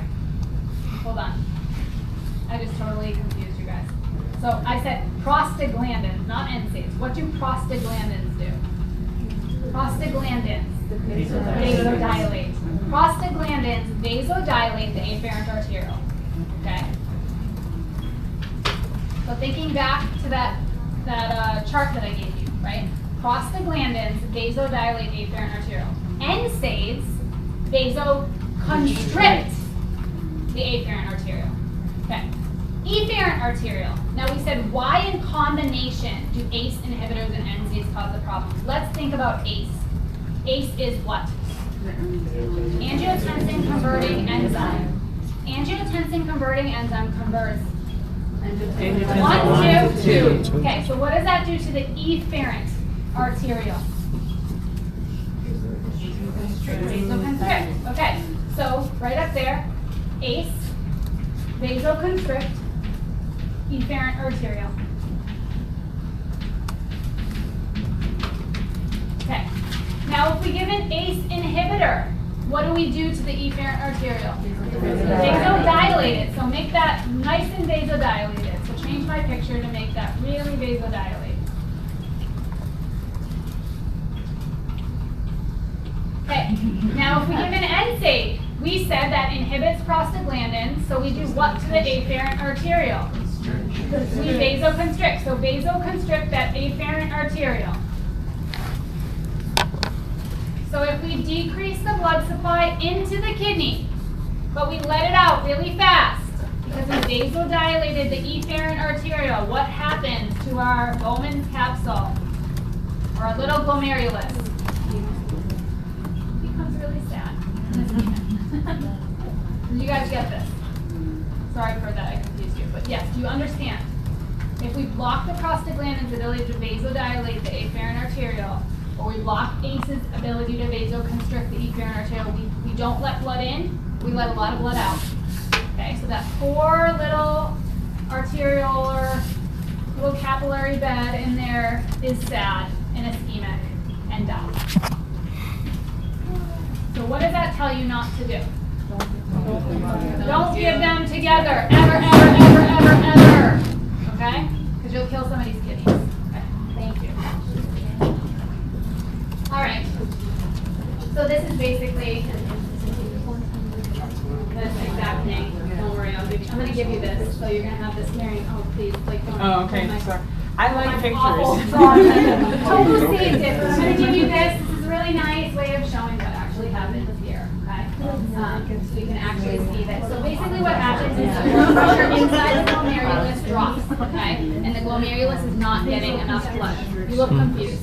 Me? No, I'm just trying to read what that thing was up there. It says ischemia. Does anybody not get it? Because I want to make sure it's super clear. I just have a question. Sure.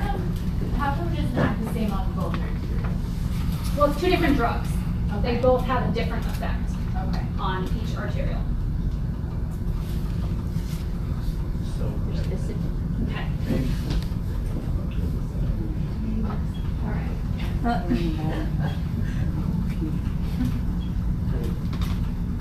Probably has to do more like with the receptors, not, but that's a great question.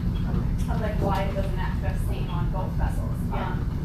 But I will look into that. I think it probably has to do with where the receptors are for which for prostaglandins. Okay, so we already explained. Bradley already explained to us for asthma, it's going to shift everything over. Does everyone understand those 2 concepts because those are really important? Okay, good. All right, so moving on to, okay, so COX inhibitors are going to be what class? Class 1, 2, or 3 of the 3, we said that the drugs act in 3 different ways. We said class 1 was not class, I shouldn't say class, but type 1 inhibited the receptor. So is that it? No. Type 2 was intracellular signaling. Type 3 was blocking the ability of the G2B3A receptors to conformational change. So it's 2, right? So you're actually blocking the ability of the arachidonic acid to then convert to thromboxane and prostaglandins, right, by blocking cyclooxygenase. So you're blocking that signaling mechanism. Does that make sense to everyone? So that's type 2. Well, that's on the types 1, 2, and 3 that we talked about, it's type 2. Everyone agree? Okay. Well, type 2 is basically inhibiting signaling mechanisms within the cell. Okay. All right, so ADP inhibitors. So we already know right then and there, based off of the name, that that's going to be what kind? Type 1, right? It's going to be a receptor blocker because we're inhibiting the receptors, the P2Y12 receptors. All right, so the thienopyridines, or the P2Y12 inhibitors, we talked about those are going to prevent the ADP from binding to the receptor itself. By preventing it from binding to the receptor, by preventing ADP from binding to the receptor, we're preventing that activation of the platelet by not allowing that, glycoprotein complex to actually be formed. So why would we use this if we could just use aspirin? So in some patients, dual platelet therapy is necessitated. So in patients that are really high risk or have already had stroke or MI, have particular stents placed in their body or need additional anticoagulation, we may need both aspirin and a thienopyridine. Or if we can't use aspirin, like in our Sanders patients, if they have, or just an aspirin allergy. Aspirin allergies are fairly rare, but if we truly have a patient with an aspirin allergy and we can't use it, we need some other antiplatelet. So the first antiplatelet ADP receptor blocker, Ticlid or ticloxamine. So I expect that you guys remember not the brand name, the generic name, but I will give you both in your exam. But for all intents and purposes, if you're only going to remember one, always remember the generic because it helps you more. Usually it has some kind of suffix or prefix that kind of puts together the class for you so that you have a sense of what class of drug it is. So always stick with knowing the generic over the brand, okay? Because the brand also changes country to country. So the brand name here for a drug might be different somewhere else. Okay, so this drug was approved in 1991. It's really not used very much anymore because it's pretty risky. The biggest issues with it is that, A, it has delayed inhibitory action of the platelet. What does that mean? What's that?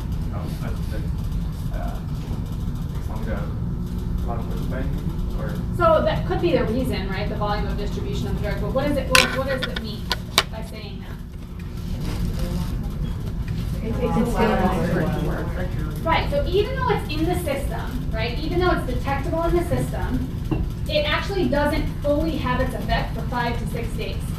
So if you have a patient that has something going on actively right now, probably not the best drug to use, right? So if we have a patient that's having an MI, we want to give them something that's going to work right now, right? Not something that's going to work in 5 to 6 days, right? So we want it to be at its peak effect quickly, all right? So also there's a fairly high risk of bone marrow toxicity, neutropenia, aplastic anemia, thrombocytopenia, TTP, which we'll talk about in heme next semester, called thrombotic thrombocytopenic purpura. You don't need to know anything else about that except for that, and bad gastrointestinal effects. So this drug was not really used for very long because of these side effects. So the drug company said, well, we know that we need a better antiplatelet. We know this one causes a lot of side effects, so we better try to figure something else out. So they came up with clopidogrel, or Plavix. Probably most of you have heard of this drug. It's used very commonly in patients, especially after they've had a stent put in. It's used now for prophylaxis as well as secondary prevention. It was approved in 1997.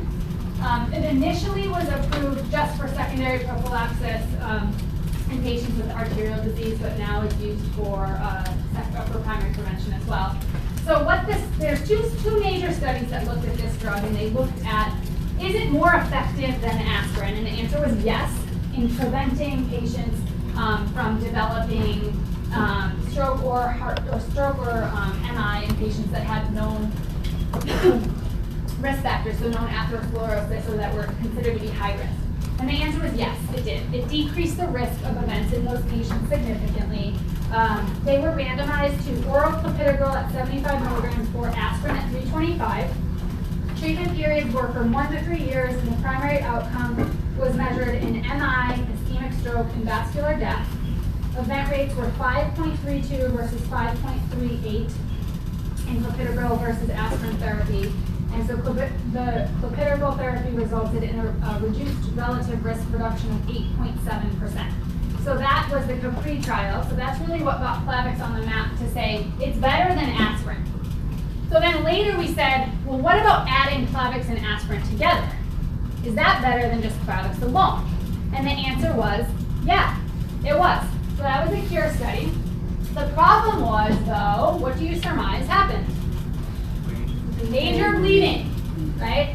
So major bleeding episodes were defined as substantially disabling bleeding, intraocular bleeding leading to loss of vision, bleeding necessitating transfusion of at least 2 units of blood, or life-threatening bleeding with a hemoglobin drop of 5 grams per deciliter with subsequent hypotension requiring inotropic agents. Long story short, although it was a fairly low risk, the patients that were on aspirin and clopidogrel had a statistically significant increase in bleeding than those on Plavix alone. So although they had a decreased risk of the events, they have increased risk of bleeding.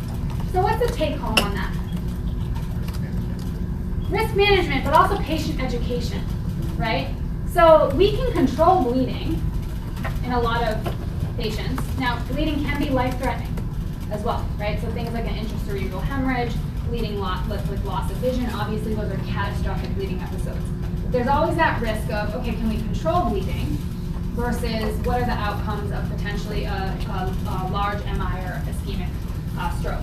So it's kind of educating your patient of saying, okay, you know, this is how much risk reduction you're getting with adding this drug, but you also need to monitor for bleeding. Some bleeding can be reduced by lifestyle modifications, right? So we have patients, I have patients that, my oncology patients that we had to put on anticoagulant therapy, who we had to tell, like, you know, I have a patient that was equestrian. You know, when you're on full dose anticoagulant therapy, probably not a great idea to be like riding a horse, playing contact sports, riding a motorcycle, riding a bike, things like that. You know, you have to be really careful. So it's all risk assessment, but it can really change somebody's life if their lifestyle is doing something that involves these things, right? So it's always, we have to discuss with the patient the risk and the benefit, how it's gonna affect their lifestyle overall. Okay, so this is the Plavix was the 2nd generation. It's given orally. Again, don't memorize the doses. Just have an idea, like a lot of these drugs require what's called a loading dose. So what is a loading dose? What's the purpose of a loading dose? What's that? Right, so you're trying to basically flood the receptors quickly, right, to get your effect as fast as possible. Right, so you're going to decrease the time of efficacy of the drug. Right, you're going to try to get your level up as quickly as possible and then maintain it. Okay, so does everyone understand that concept? Okay, good. So with this drug, you get full inhibition of the ADP receptors in about 2 hours. But Wendy told us that this type of drug requires hepatic metabolism to go to the active form. That is called what kind of drug in that? Prodrug. Very good. So the problem with the prodrug. Oh my God. It was me. I'm sorry. I knew that. Give me props though, Wendy. Okay. So a prodrug is what that is called, right? So clopidogrel is metabolized by the CYP450 system. The CYP450 system is the name but for a group of enzymes that metabolize drugs. It's very important to have an understanding of what CYP450 does, right? Because there's certain drugs that inhibit or induce. And by doing that, we can change the levels of the drug. So it's important to know what other drugs our patients are on. Because if they're on an enzyme inhibitor, that's going to make the drug stick around for longer or shorter. Right, longer. Versus if they're on an inducer, that's going to make the drug stick around for shorter, right? Does that make sense to you guys? Yeah. Okay, sorry, I didn't hear that part. So an enzyme inhibitor or an inducer. So if you have a patient that's on a drug like this that requires CYP 450 for metabolism, if I then put you on another drug, that's what we call a CYP 450 inhibitor, meaning it's blocking that enzyme. Do you think that that drug level is going to increase or decrease? Increase, right? Right, so basically what happens is that this, well, I mean, it depends. Yes, the inactive form of this drug is going to increase, right? So we're going to have a lot of the drug in the inactive form, right? Because it requires hepatic metabolism. If we're blocking this, we're not getting the active form, right? But if we had an active drug that we were giving and we blocked CYP 450, and then we gave an inhibitor of CYP, that inhibitor of CYP 450 and blocked that, then we're going to have a lot of active drug, right? So it depends on if it's a prodrug or not. Does that make sense to you guys? Yeah. Okay. So it's really important to know what else they're on and how the drug is metabolized, to whether or not you're going to have too much of your active or inactive metabolite. Okay? All right. So this is another drug that irreversibly binds to the receptor. So that means that it's affecting the platelet for its life, kind of like aspirin or NSAIDs. Yes, very good. Okay. So the side effects of all the thienopyridines are pretty similar. So headache is a fairly big one, thrombocytopenia, TTP, diarrhea. What's pruritus? Itching, yes, very good. So we were talking earlier, Kira, about that even with these patients on aspirin and clopidogrel, about 40% of patients that they studied didn't have full inhibition of the platelets. So then what? So with aspirin and clopidogrel, they studied this and they said, okay, well, we're still not doing a great job. We still have like at least about a little less than half of our platelets that are active. Wait, they were on both aspirin and Clopidogrel, yeah. So they said we have to do better. So they came up with a third generation, prasugrel Efiant. This was approved in 2009. So we started out in 2001, in 1991. We came out with the second generation in 1997, and now here in 2009, we came out with the third generation, prasugrel Efiant. Prasugrel was studied in the Triton 38 trial. They looked at a large group of patients, so more than 10,000 patients. So it's a pretty good trial. And what they found was that it was effective in reducing cardiovascular events better than clopidogrel was, had a greater reduction in MI, but the bleeding risk was 2.4 versus 1.8%. So although we had a better effect of reducing events, we had more risk of bleeding in these patients. This is also a prodrug metabolized by the liver, so the active metabolite. But the benefit of this is that it's metabolized faster, about 50% faster. So we said that it takes about 2 hours when we give clopidogrel to actually get to its effect. This is actually happening in 60 minutes, so a little faster. So we're getting better with each generation. The first generation thienopyridine was what was the drug called? Clopidogrel. Good. Second generation was called clopidogrel. Third generation is called prasugrel. All of those are called B2Y12 inhibitors or ADP inhibitors, also called thienopyridines. Got it? Okay. So this is also given orally. It's given with a loading dose and then a maintenance dose as well. The side effects are pretty similar. Contraindications. This is kind of an interesting one. History of stroke or TIA. So patients that were looked at on the trial, the TAMI trial, actually showed an increased risk of death in patients that had history of stroke or TIA. So that one of the indications for this is not, or it is to be avoided in patients that have had a history of a stroke or a TIA. If your patient has a stroke or TIA while they're on the drug, you have to stop the drug. Okay? So it's mostly for cardiovascular protection, obviously active bleeding, and then caution with Asian patients. What's up with that? Emmy's laughing. Is that the Asian dog? Yeah. You really need to explain that. What? The Asian glow? Are you talking about alcohol?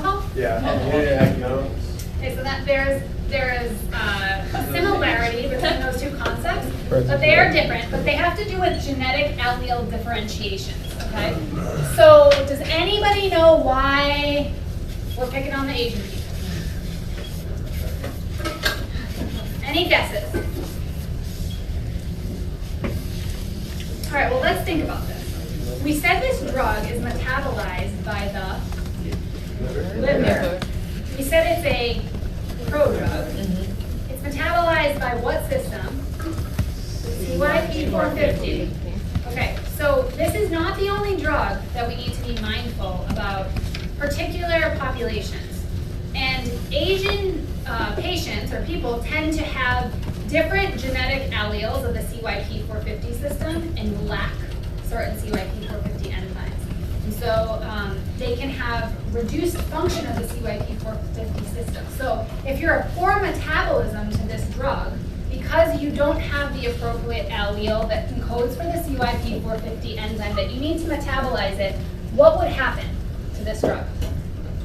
It would last forever. What would last forever? The inactive metabolite. Or the inactive drug, because it's not the active metabolite is never able to be made. Okay, so if they're not able to metabolize the drug via the CYP450 enzyme system because they're lacking the enzyme, the drug is going to stay inactive. Okay, so it's really important that we know, okay, with any drug that we use, is there a particular patient population that we need to be mindful of how they metabolize the drug? Because if you give a patient a drug with the intention of preventing a heart attack, and it's a population of patients that likely don't metabolize the drug, you're at fault, right? And if that patient dies of a massive MI because they weren't on the right drug, right, the patient suffers and you did the wrong thing as a provider, right? So we want to make sure that we really have a good understanding of how these drugs work in every population and if there's things that we need to change. So with HIV drugs, it's similar. With any drug that's metabolized in the CYP450 system, something you need to keep in mind, okay? So that's like diuretics and like that. There's certain drugs in many different drug classes, depending on how they're metabolized. Yeah. Okay, so this is in the ADP inhibitor class, but it's not a P2Y inhibitor. It does CPTP, so cyclopentyl triazolopyrimidine, blocks that receptor a little bit differently. This is actually a reversible inhibition of the receptor rather than an irreversible inhibition. So why is reversibility important? We already talked about it once today, so who can remind me? The half-life. Eden, remind me of why reversibility is important. So binds to those receptors? So it binds to those receptors, but if it's reversible, what does that mean? You can use something that So it can come off, on and off. So what would make it come off? Either an antagonist, but once it binds pretty good on there. So there's one thing that would prevent it from continuing to bind is if there was no more of it around. So if a patient had a bleeding episode, you could stop the drug, and within a fairly short period of time, you're going to have a decreased drug amount in the blood or decreased drug level, and the receptor binding is going to naturally go down, right?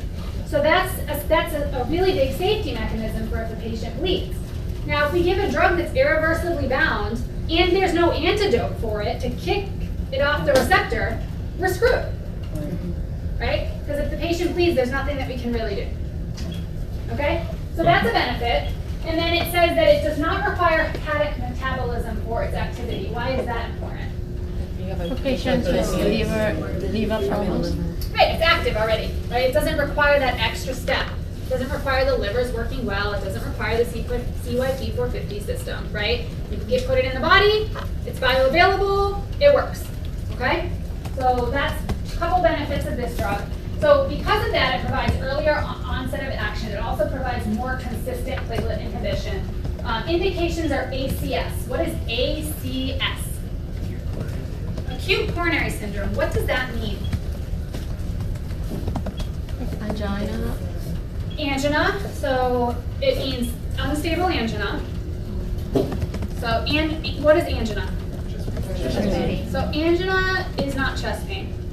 Yes, chest pain comes with angina, right? But it's actually ischemia, right? So the heart, that you're having chest pain because you're actually lacking blood supply to the heart, right? Now we have stable angina, where patient symptoms have been going on for a while, it's consistently the same, it's not getting worse. Then we have unstable angina. There's EKG changes, it's new, or it's changed from previous.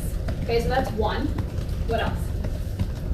I know I'm pushing you guys out STEMI. of your comfort zone. What's that? STEMI. STEMI. What's a STEMI? ST elevation MI, so a myocardial infarction, right? On the EKG, there are ST elevations showing me that there is active myocardial ischemia in certain areas of the heart. Or NSTEMI, non-STEMI. So the patient is having active ischemia proven by an elevated troponin level, right, with EKG changes, but not ST elevation changes. So all of those three things make up acute coronary syndrome, which you guys are going to learn in cardiology next semester. But what that tells you is the heart is not getting the blood supply it needs, and it's becoming ischemic, and it's dying. The tissue is dying, right? The muscle is crying for oxygen. It's painful because it's not getting the oxygen it needs, and the tissue is dying. So this therapy is indicated in ACS, and you're going to see many of the therapies we're going to talk about is indicated in acute coronary syndrome.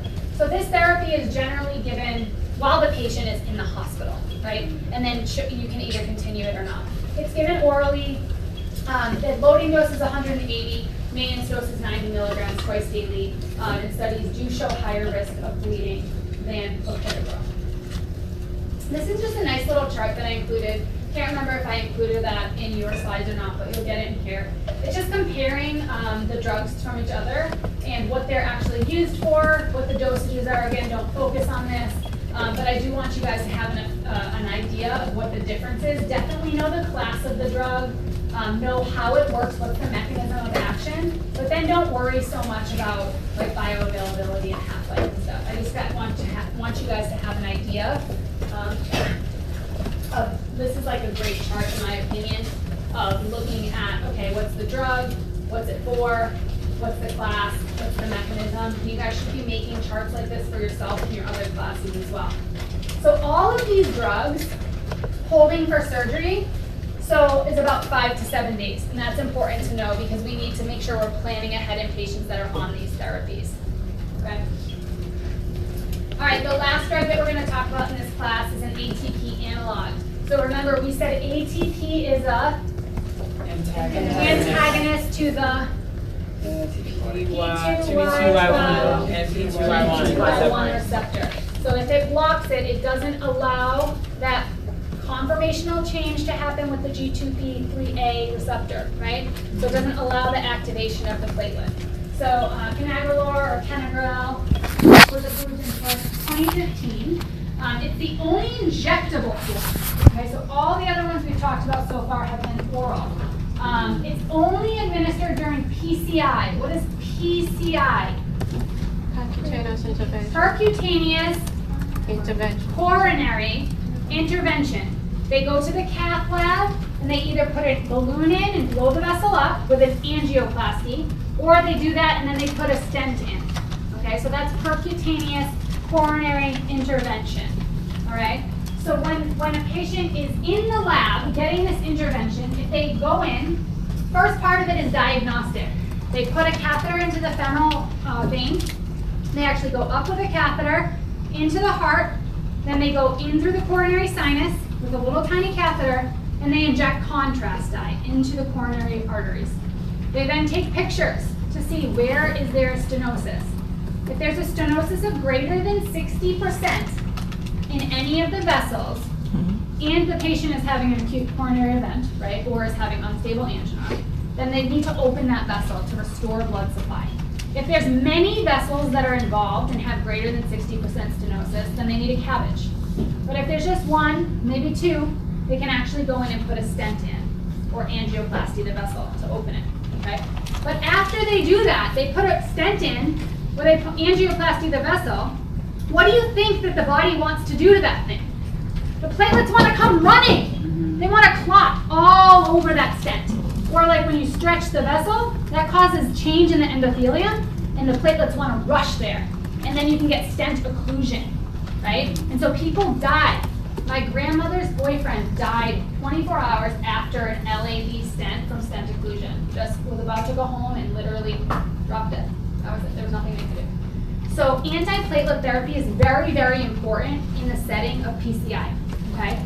So in a patient that's recently had an MI or that has a percutaneous coronary intervention, we have to do something to prevent that stent from occluding or prevent that area that's angioplasty from occluding. This also does not require hepatic biotransformation, so it's not a prodrug. Because it's given intravenously, it works really fast. But it works really fast, the half-life is really short. So what does that mean? What's that? So you would have to give it as an infusion, not just a push. So if we want that activity to continue, we have to give it as an IV infusion. We have to continue to give the drug, because as soon as we shut the drip off, the drug is gone. Which is great if the patient is bleeding, right? So it's great for short term. It's also great, sometimes we need a bridge. We're gonna do the stent to this patient. They just had a heart attack. We're gonna go in, we're gonna open it up, we're gonna put a stent in there. We're gonna send him home in 2 days. We can't leave them on this. We're not gonna send them home with a little pump for the next month, right? So we start them on oral therapy, which isn't gonna kick in for, 24 or so hours till it's at its peak, maybe a couple days, depending on what drug we're using. We get rid of the pump. By the time they're ready to go, they're at peak levels of their oral antiplatelet that they're going home on to continue for the next 3 to 6 months, or however long you're continuing it, and we shut the infusion off and the infusion's over. Does that make sense? So we're using these drugs in different ways, depending on what drug it is and depending on how it actually, pharmacokinetics and pharmacodynamics in the body. Okay? So this is great for patients that need quick inhibition or quick reversal. So patients that, let's say, end up needing to go get that bypass surgery because you do the PCI, you see that there's 3 vessel disease, they need to go for CABG. You don't want to put them on Plavix, right? Because now they've been on Plavix for 3 days, clopidogrel for 3 days, and now we have to wait 5 days for surgery.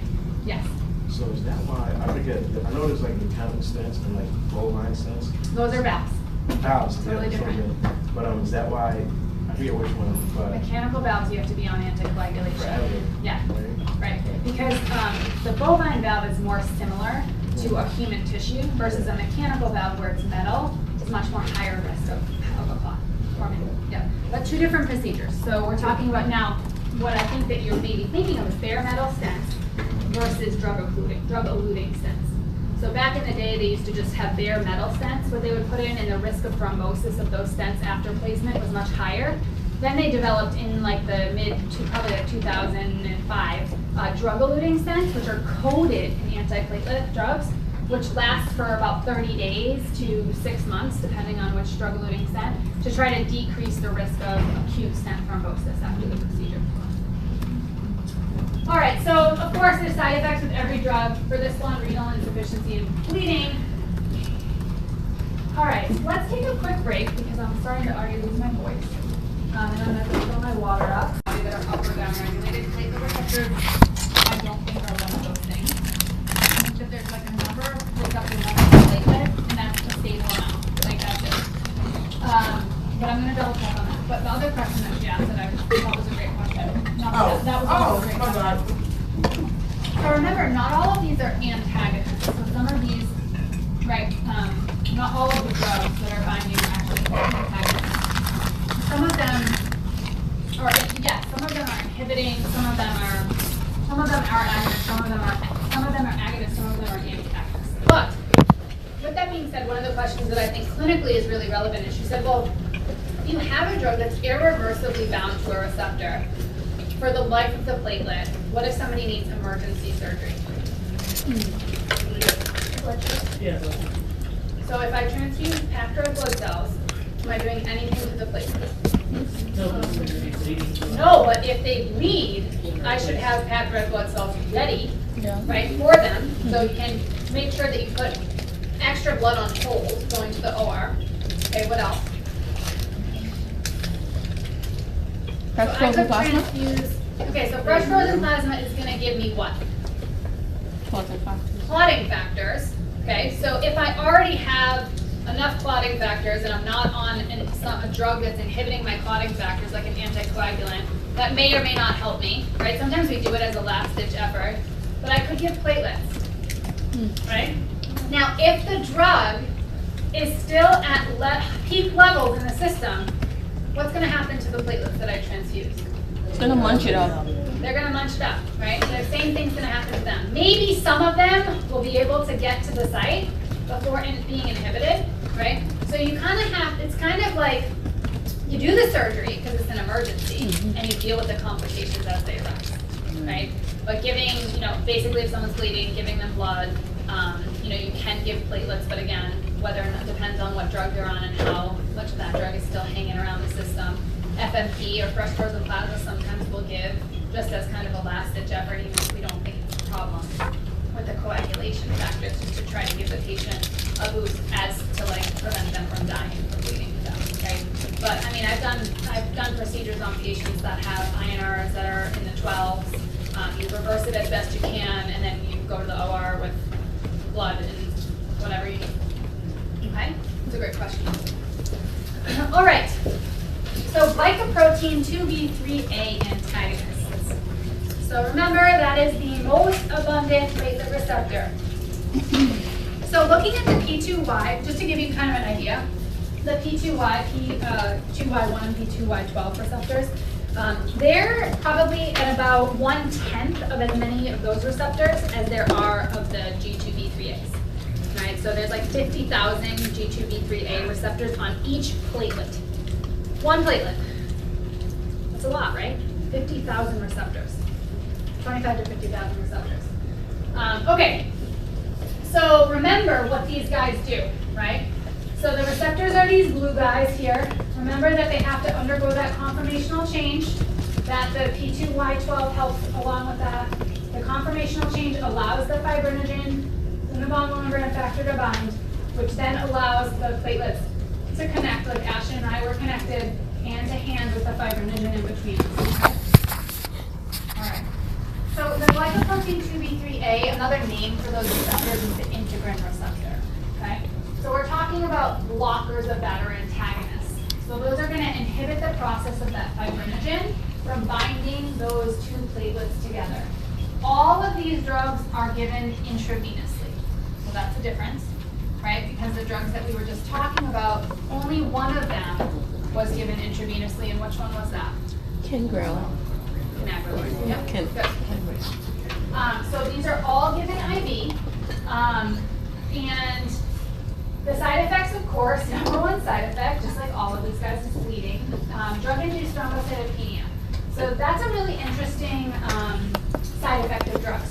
So what often causes drug-induced thrombocytopenia is that the drug produces the drug causes the body to produce an antibody against the platelets, which then binds and kills the platelets. So that's an example of platelet destruction. Exactly. So drug-induced thrombocytopenia is something that we see with many different drugs, and you guys are going to probably hear that come up many times, especially as we talk about drugs that are monoclonal antibodies, which tend to cause an immune response in the patient. And one of these drugs, there's 3 drugs in this class, and one of them is a monoclonal antibody. Does anyone know which one? That's right, that's right. So anything that's MAB at the end is generally an antibody. Abciximab is the monoclonal antibody. So that's probably the one that most commonly causes drug-induced thrombocytopenia. And then hypertension. Make sure to monitor the platelet count closely. So if you were going to give this drug, how frequently would you check a platelet count?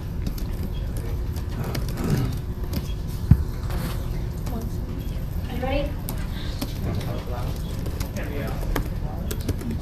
Imagine if your patient, just like if you were my patient, every hour I need every sort of platelet. Would it be every So probably at first you might check a platelet level in like 6 hours, and then if it was stable, then I probably would check a level daily. Okay, for the first few days if the patient's on the drug. Now remember, this is an intravenous drug, so the patient is not going to be on this forever. This is a drug that's just helping us get out of a scary window, but then we're going to have to use one of the other antiplatelet drugs that we talked about earlier that can be given orally. Okay? All right. So the indications are PCI, which we said is percutaneous coronary intervention, or unstable angina and STEMI. So both examples of acute coronary syndrome or ACS, right? And these two are favored over F6-mab, and I'll tell you why in a minute. So most of the time, these patients that are in the ER with a heart attack, right, or in going for percutaneous intervention, coronary intervention, these guys are going to need to be on not just the glycoprotein 2B3A receptor, but also on other anticoagulants. So another different antiplatelet that's affecting a different part of the platelet cascade, right? And heparin. What is heparin? It's a blood thinner. It's an anticoagulant. So let's not refer to drugs as blood thinners. No, it's okay. Let's refer to them as antiplatelets or anticoagulants so that we have like a good understanding. And then there's another class of drugs called fibrinolytics. So those three are the ones that are going to break down clots or prevent clots from forming, right? Okay. Okay, so the sad thing is about these drugs is they work really well, but unfortunately they've never been able to really come up with an oral form of the drug that has worked well. And so there are ongoing studies, even in the last couple of years, which are still trying to develop an oral G2B3A inhibitor, but as of right now, there is none. F6-mab or Viapro. So it is the only one in this class that is a monoclonal antibody. It was approved in 1994. It's a non-competitive inhibitor of the receptor, preventing that binding of both fibrinogen and von Willebrand. There are other adhesive ligands that bind to this receptor. I don't want you guys to worry too much about this, but I think it's pretty interesting. So this particular antibody also binds to a receptor called the vitronectin receptor. And this receptor actually has a role in cell adhesion and proliferation of blood vessels. And so by binding to this receptor and inhibiting the proliferation of blood vessels, inhibiting the proliferation of cell adhesion, there's been a thought process that this also may help with clot formation or restenosis. However, the long-term effects of that probably wouldn't be good on the body, right? Like blocking angiogenesis and cell adhesion, probably would not be good for long-term. But there has been some studies that have showed that that also may be a favorable component of the drug, since it's not only binding to the G2B3A receptor, but also binds to the vitronectin receptor. This drug is kind of interesting. The biologic half-life is longer than the half-life. So what if we say the biologic half-life is? The effective, how long it is in the body.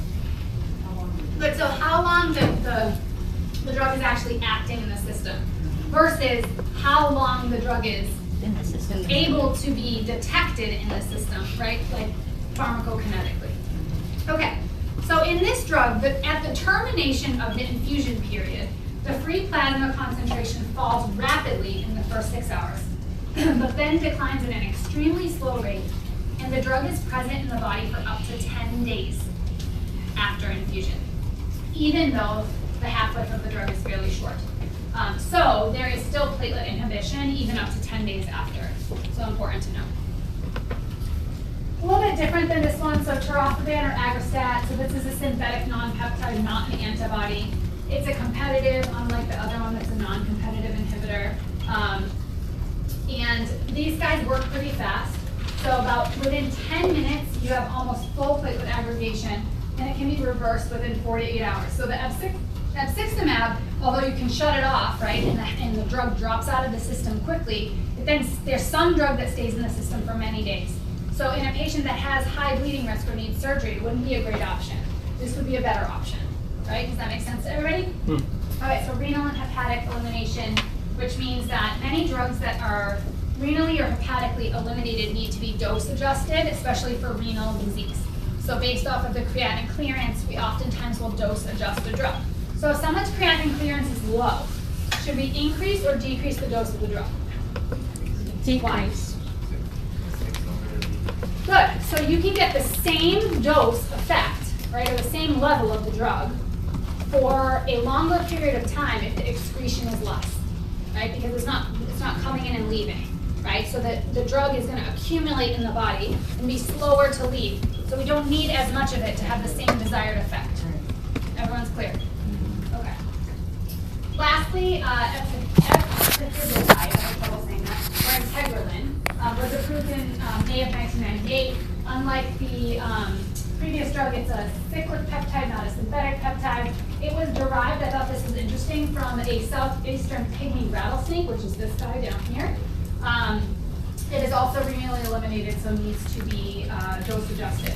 So Toracafan and eptifibatide are pretty similar. They're made by different companies, same indication, very similar drugs. So really not a reason why you would use one over the other. And this is just kind of a chart to help you guys to differentiate between the three. The difference is really the chemical nature of the drug, and then that abciximab has a much slower dissociation from the receptors, which means that the drug's staying around for longer. Okay? All right, phosphodiesterase inhibitors. So there's really only two of these. Dipyridamol or chrysanthine is really actually only used in combination with other antiplatelet agents, especially aspirin, and then cilostazol we'll talk about. So remember, does everyone remember cyclic AMP, cyclic GMP? Any questions about that? All right, so everyone's clear on how this drug works. All right, so Jennifer, tell me how this drug works. What's the mechanism of action of phosphodiesterase inhibitor? The phosphodiesterase inhibitor keeps higher levels of the cyclic GMP because it prevents it from the hydrolyzation into the GMP or the AMP. So then you get accumulation of the cyclic versions, and it inhibits the platelet function. Good. What else does it do?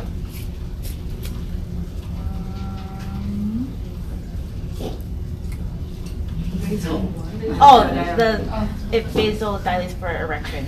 Well, not just for but vasodilates in general. Sorry. What else is it used for, though? So yes, it's used for erectile dysfunction. What other major condition is it used for? Pulmonary hypertension, right? So it actually dilates the pulmonary vascular bed as well. So vasodilation, but everywhere, right? So major side effect of the drug is hypotension. Another side effect of the drug is, what's that? Syncope definitely is one that goes with hypotension, but there's one other really common one that when we vasodilate someone really quickly, so they can get tachycardia, yeah. Headache. Super bad headache. Yeah. Okay, so good, you got it. I don't even need to go over it. So, who can explain coronary steal phenomenon to me? Isn't that when it takes some? Maybe like 2.5 hours into lecture and we're still getting some. So, isn't that like when you have like a clot and like a vessel, and then you try to use like a drug that vasodilates, and instead of like you end up causing ischemia to whatever like organs or tissues that like clotted vessel is like leading to, because you just increase like a path of like least resistance, so your blood's gonna go through the path of least resistance rather than going through that clot. We got about 95% of it. Anybody want to add anything? Because like you don't dilate the vessel, you dilate like the clot. Actually, goes with it, right? right? It expands. Almost there. But it's like the vessel expands. So the vessel's already maximally dilated. Right. That's stenosed. So we're not necessarily talking about a clot. Could be a clot, or could also be a diseased vessel. So if I have my LAD, you guys remember the left anterior descending, right? It's providing that whole left side, left front part of the heart, right? So if it's my LAD is occluded, is stenosed, right? There's disease in it. Because that part of my heart is starved for oxygen because it's not getting as much oxygen, that vessel, my body automatically dilates that vessel maximally. But those vessels tend to not be very stretchy, right? They don't dilate very well. So that vessel is as maximally dilated as possible to try to get as much blood to that area as possible, right? But it's still not getting it. Now I dilate everything else, bless you, that wasn't dilated before. And I send the blood, exactly like you said, to the path of least resistance, which is all those other healthier vessels that were not dilated. So I just dilated them and shifted the blood away from that vessel, because that vessel can't dilate anymore. It's maximally dilated. So once I shift the blood away from that, we're going to cause more ischemia to a place that's already ischemic, right? So what would be the benefit of doing that to someone? Because we purposefully do this to people.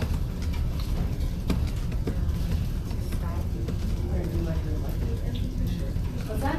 Is it like, I don't know, if you're going to, I don't know, never mind. Well, because we're talking, this is called coronary steel. So it's not really necessarily applicable to like everything. I mean, it could be applicable to other areas of the body potentially, but like particularly the coronary vessels are like very sensitive to this. Is this for the cabbage? No, but a little bit before that. All right, we'll get there. Okay. So chrysanthine or dipyridamol cannot be used alone for platelet inhibitor. It's used in combination with anticoagulants, so either warfarin or an antiplatelet aspirin. Indications are for treatment of arterial thromboembolism prophylaxis in patients with prosthetic valves, secondary prophylaxis for TIA in combination with aspirin. So dipyridamol in combination with aspirin is called Dual. Look at your slide. 2 slides before. Aspirin plus dipyridamol is called Agrinox. Yes, good.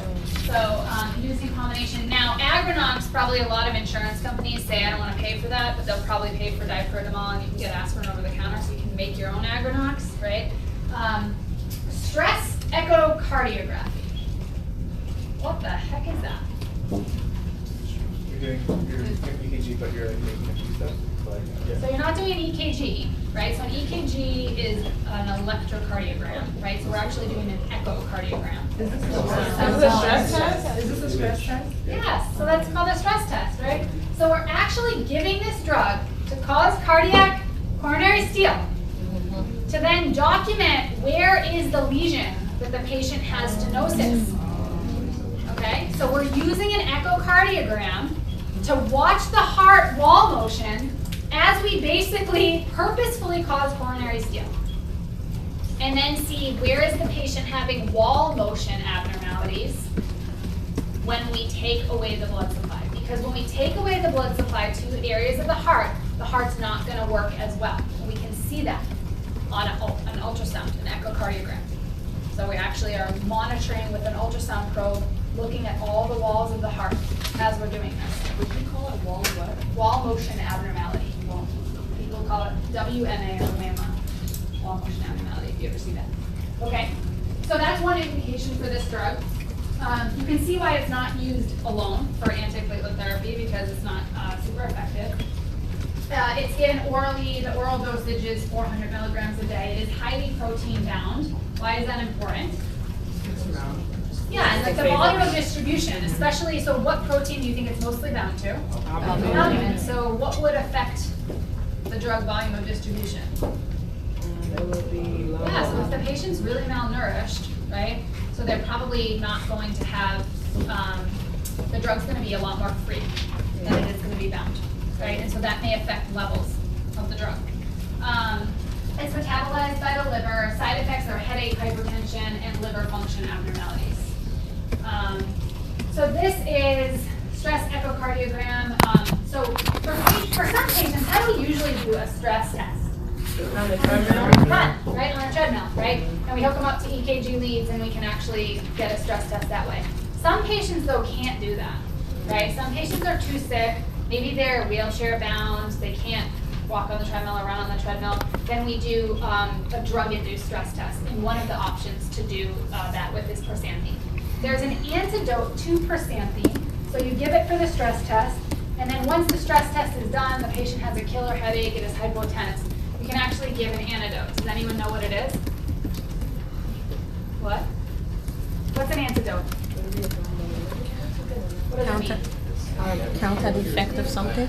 It counter effects. So it counter effects in some way. Either it kicks the receptor off, and basically is competitive antagonism, right? It takes over the receptor.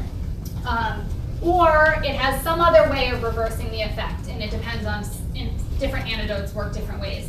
But aminotheophylline is the antidote for prostampine. You don't need to know that for this class, just interesting. If you YouTube it, there's actually a lady that's getting a prostampine stress test, and she's like, okay, now they're gonna give me the antidote. They give it to her, and like basically you see like her blood pressure comes up and her headache goes away like quick in like a few minutes. That's pretty cool. So this is an echocardiogram. This is exactly what it looks like. They use a probe underneath the xiphoid process. And they're actually able to see the motion of the cardiac chambers pretty well. Yes? Is the antidote by mouth or is it IV. IV? Yeah. And when you give the prostampine for the echocardiogram, you also give it IV as well. So there's a newer formulation of prostampine in combination with aspirin since it's not really used on its own. So it combines a fixed dose of 200 milligrams of dipyridamole with 25 milligrams of aspirin. It's extended release. Bioavailability of the drug is better. It's used for secondary stroke prevention.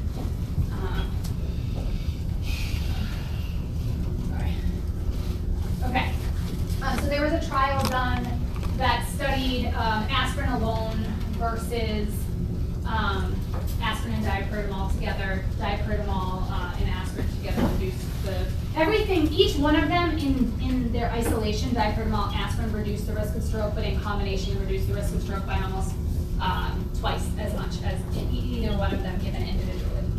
Side effects, of course, we said with dipyridamole, it's the same side effects. And then you add aspirin in there, and then you add on the GI side effects, right? Really uncommon to get GI side effects with that little dose of aspirin, but again, possible. Lastly, cilostazol, or Pleto, is a PDE inhibitor, and it was approved in 1999. The most common indication is vascular disease. What is Berger's disease? It's a type of vasculitis that is common among smokers. So it's not vasculitis, but it is basically vascular disease and microvasculature that we commonly see in smokers, especially in the fingers and toes. Good. Claudication. What's claudication? Pain with like walking. Good. So pain with walking. Why would you get that? Occlusion kind of blockage. Good. Particularly where? Like legs, buttocks. But if it's both lower extremities, where must the blockage be? You can have it like in the common iliac. Good. So either the iliacs or even the descending aorta, right? So patients that have bilateral claudication either have severe atherosclerotic disease in their descending aorta or their iliacs, right? To have both legs involved. Some patients will develop initially intermittent claudication where they say my legs really burn when I walk, but then when I sit down, it goes away, right? But that's an indication that you need to check their vascular flow, right? Because they probably have peripheral vascular disease. So this drug works really well for that. It's also used for after stent placement for reducing the risk of reocclusion. For patients with intermittent claudication, it was shown to improve their ability to walk. And it was the first drug really in a long time that was showed improvement in those patients. This is an example of Berger's disease and arteriovascular disease, some of the skin findings that you might see. So what do you notice in the patient on the, my right, your left? Shiny skin, shiny tight skin, red, right, redness, especially the distal extremities, and even some modeling, right? So you see some areas that are white and then some areas that are more red. Changes in the nails. Here we actually see the patients had some auto amputations, right? Where the tissue is actually necrosed and then the distal finger will just fall off. So I saw a lot of that when I was in India in the leprosy patients that I was working with. Okay, so this is a lot more potent than aspirin. It's given orally. It's metabolized through the CYP450 enzyme. And the metabolite of the drug is the active form. It is also highly protein bound. Same side effects as the PDE inhibitors are going to have, with one specific difference. And that is this drug is absolutely contraindicated in patients with heart failure. Why is it contraindicated in patients with heart failure? So because it's a drug that's of a similar class to milrinone. What is milrinone? Phosphodiesterase inhibitor. What is it used for? Pulmonary hypertension. Heart failure? Used for Heart failure. Contractility. So it's used for contractility. What does that cause? Something that increases contractility of the heart is called inotrope. Very good. So milrinone is an inotrope. In studies that were done on milrinone during its development, it showed that there was patients that actually caused a decreased overall survival in patients with CHF. So there's a very specific patient population with CHF that we use this drug in. And we honestly don't use that as an inotrope in most CHF patients anymore because we have better inotropic drugs now.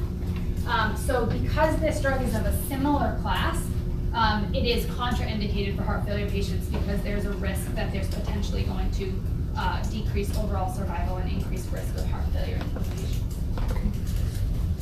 Lastly, actually there's two PAR inhibitors, but I'm only going to talk about one.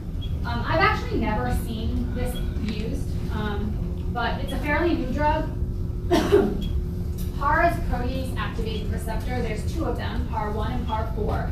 This is a PAR1 antagonist. So it's actually going to block the ability of thrombin to bind to the receptor and actually cleave to activate the coagulation cascade with thrombin. So it was just approved a few years ago, which is probably why I haven't really used it much. It's used for secondary prevention in patients with MI or vascular disease without history of a stroke or TIA. It's also used in combination with other antiplatelets. The dosage is kind of weird, unlike a lot of other drugs, which are like, even it's 2.08 milligrams a day, which is kind of interesting. It's metabolized by the liver. Significant side effects are bleeding, of course.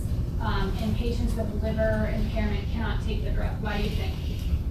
Metabolized by the liver, right? Good. All right, so make sure that you know, now we have not gone over these drugs in the talk. We're going to go over these next week. But aspirin and clopidogrel are on here. This is a great little chart, again, to make for yourself. What's the name of the drug? What's the category, aka what type of drug is it? What's the mechanism of action? How is it metabolized? What's the long-term effects of, well, not long-term effects, but if I need to stop the drug, how long is it going to stay in the system? So what is like the half-life of the drug? Just have an idea of that. You don't have to memorize it, but have an idea. Is this a short-acting drug or is this a long-acting drug? Do I have to stop it for a week, or can I stop it right now and in 5 minutes, the patient's not going to have the drug in their system anymore? All right, so this is a nice little chart showing which drugs are going to inhibit which areas. So for the PDE inhibitors, we have the cilostazol and the diclofenac or the Agranox. Aspirin is going to block our COX. Braxipar, we didn't talk about the Atoxar. We only talked about Braxipar on the thrombin inhibitor. And what are our G2B3A antagonists, since it's not up here?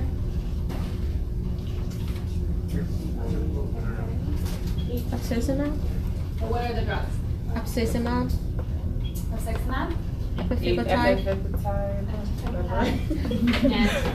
And the T. Ferofidin. Good. All right. Let's see how much time we have. Has anyone have sketchy medical? Yeah, okay, so do you guys watch it? Okay. So it's a great, we probably don't actually have time, but it's a great little sketchy thing where the guy's like drawing pictures while we're going along. He talks about all of the drugs and platelet inhibition. Basically a really good review of everything we went over today. So if somebody in your class is using it, ask them to share the link with you so that you can watch it too. And let's just do a couple of quick case studies before we go, because I think these will be more fun than watching sketchy medical. Okay, so Mrs. Santo-Minguez's nose finally stopped bleeding. You're about to discharge her, and she mentions that she's scheduled for a colonoscopy tomorrow and needs to have 25 polyps removed. We're missing a slide. Hold on. Where is my...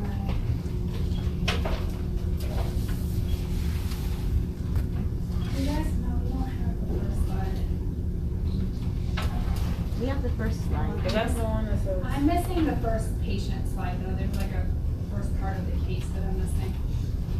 I think that's the one that we That's the have. one we have. Actually, like 85 and she has.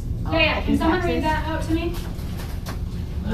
You're caring for Miss Santominguez, and she's an 85-year-old patient with a history of stroke in 2011 with no residual deficits and an anterior wall MI in 2015. Status post, is that supposed to be stent? It says stent. What does it say? It says sent, oh, status post sent to LAD who presents today with epitaxis for the last 2 hours. Okay, so what's epistaxis? Nosebleed. Okay, and you said that she had an MI, anything else, was sent to the LAD in 2015? Oh, understand. And a stroke in 2011. What's the abbreviation for stroke? Good. Okay. All right, what else? Bless you. I'll give you more information. Yeah, just the questions now. It was saying, oh, it was saying, what do you want to know? And then it says the medication she's taking is Agranox, 200 milligrams, 200 milligrams plus 25 milligrams daily. Okay, so what do you want to know?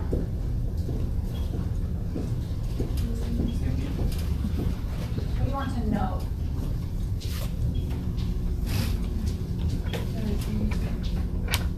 What do you want to know from her? What medication is she on? So she told you she is taking her medication, like just right on schedule. She's always been super consistent with it. Remind me what Agranox is? Dipropamol is a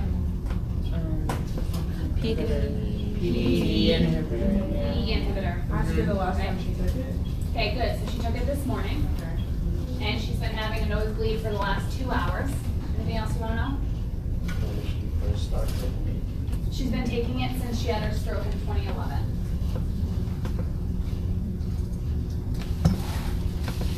How much is she bleeding? Just 1 pill a day. No, 200 how milligrams. much is she bleeding? Oh, a lot. Did she take anything else? Like, When was the last time? No, she had a headache the other day and just took like a few doses of ibuprofen, but otherwise hasn't taken anything. Why is that concerning to you? just want to know all her medical medication she's taking. Okay. If she's on a secondary like antiplatelet or anticoagulation or something, you want to know. Yeah. She's taking anything over the counter? We should know that. Just the ibuprofen. Ask her if she had any injuries or anything. Her dog just jumped up and bumped her in the nose, and then that's when I started bleeding. That's all she's taking. Yeah. Did you already say the last time that she took it? This morning. All right, so what's the next question on the thing? What lab What lab values are you interested in All right, getting? so what lab values? So somebody said that they want, so we can only, right now, you can only choose one lab value. So as a class, you need to decide. So somebody said CMP. Do you want just a platelet level? It's just one lab value. You want a CBC? Well, CBC counts as one lab. Okay. So you want a CBC? Who wants a CBC? Who wants a CMP? Wait, what's that? Metabolic panel. So let's look at one of the comprehensive metabolic panel. Anybody? Who said that? Why would we want that? I said TBC.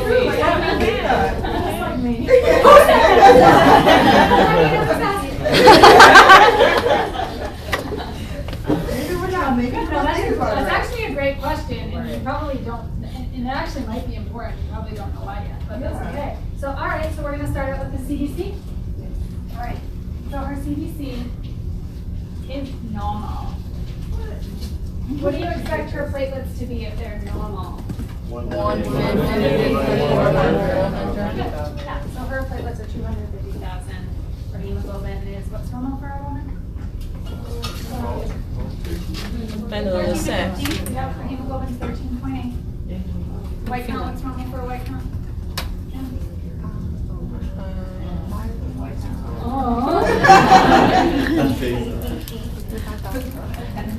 What's normal for a white count? 3 to 5,000? 4 to 10. 4 to 10,000. Good. Okay, her white count's normal. 6,000. 4 to 10. And I said her hemoglobin was 13.8, so what is her hematocrit? That is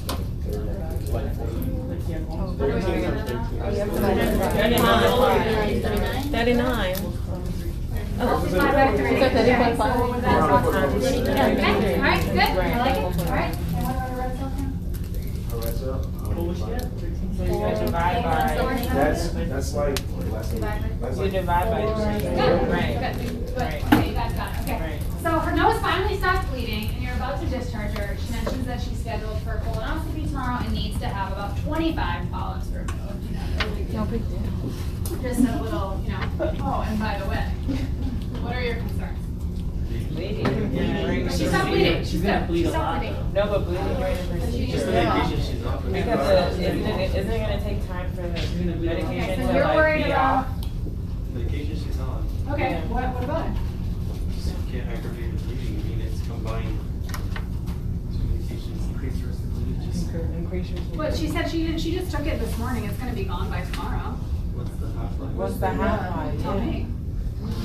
What is she on? What's that? Is It's 6.5. This is aspirin and the other one.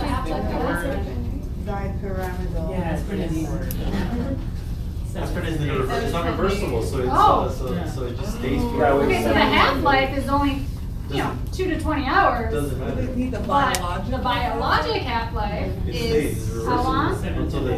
Till the platelets are replaced, so 7-ish days, right? Yeah. So, and then what about that Pertamol? Anyone look it up? If she has this schedule, why didn't whoever's doing the surgery tell her to stop taking? That's a great You question. know? Yeah, just tell him. Blame You're an idiot. What idiot just dropped the drug? Well, maybe she didn't disclose that she was on it because she didn't realize. Maybe the person that was advising her was in a rush and they forgot to ask her. I don't know, but great. Okay, so your concerns are that she should not, who wants to give her the colonoscopy? No. But if you didn't kill anybody else. If she's having surgery, she should have had gotten labs, so she should have gotten her PT and PTTs checked. Okay, so what would you expect her PT and PTT to show? Slow platelet or coagulation. So it's not that she's not making platelets, it's just a clot, right? So we wouldn't necessarily know that. Okay, so we said that she's making platelets. Yeah. Her platelet count is 250? Yeah. Okay, what the heck does PTT have to do with anything? The rate in which she's clotting, right? Well, what does it test? What does PTT test? Prothrombin. Okay, what's prothrombin? That is the precursor to thrombin, Okay, and that's part of the. clotting cascade, and common pathway. So does PDE inhibitor or a COX inhibitor change thrombin? No. So Antiplatelet therapy does not have any effect on PTT because we're not affecting the coagulation at all. We're only affecting the platelet. Okay? So those two are very separate. We're going to talk all about anticoagulants. Really good though, that's going in your mind. So you want to check that. Her PTT are normal. Okay, so how long should she wait to have the procedure done? 14 days. 14 Very good. 14 days to be safe. Okay, we found the conservative class. Just 15 days, we'll definitely be out of the Definitely clear. Cross our fingers, you don't have another stroke. Remember, it's always risk and benefit, right? Okay. How will we figure this out if we aren't sure? So let's say it's a drug that you've never heard of before. How do you figure out? So look it up. Yeah, we can look it up, yeah. Today it's probably not the best to look up drugs. Hippocrates, Clinical Key, Micromedics, all really great to look up. Okay, what's the drug? We want to, when we're looking for the information, what areas are we looking for in the literature? Side effects. Half-life. So we want to look at half-life. So we need to look at the pharmacokinetics, right, and the pharmacodynamics of the drug to see what's the half-life, what's the biologic half-life of the drug, right? Are there any other side effects that we didn't know about, drug-drug interaction, things like that? Like, we want to make sure, but really, if we're talking about when to do a surgery, we need to be talking about when is the drug out of the system, and when is the drug no longer affecting what we need to be effective for hemostasis, if we're going to take something out of somebody, right, and cause bleeding. Does that make sense? Okay, so can't we just check and see, like, okay, well, hold on, I think I have another question. So the safest recommendation we said would be 7 to 10 days. Marion's going for 15. Okay. All right, so let's just finish doing the post-test, and then I'll come back to that for 1 second. Which of the following is not targeting the ADP receptor on the platelet? Clopidogrel, ciloxazole, cloxidine, or prasugrel? Stanley. Give me a second.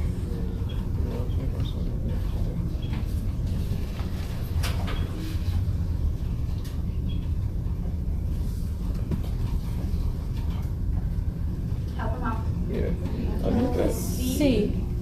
Okay, who says B? B? Who says C? Okay, you guys aren't sure? Sure. Figure it out as a class. Yeah, Alex is one out, right?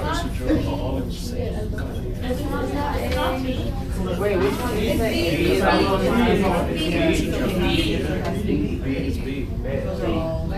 Those are all in the same Are you in class. agreement yet? Yes. B. B. B. B, A, E. All right, yeah, B. very good. So what's the loss dissolve?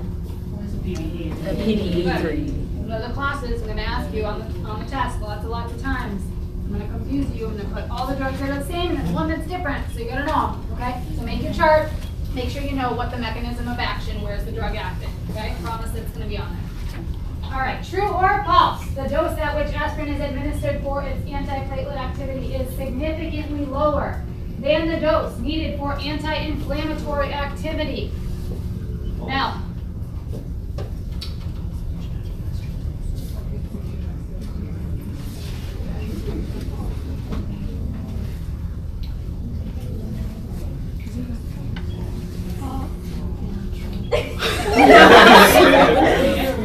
Be confident. you guys all agree? The dose at which aspirin is administered for its antiplatelet activity is significantly lower than the dose needed for anti-inflammatory activity. It's true.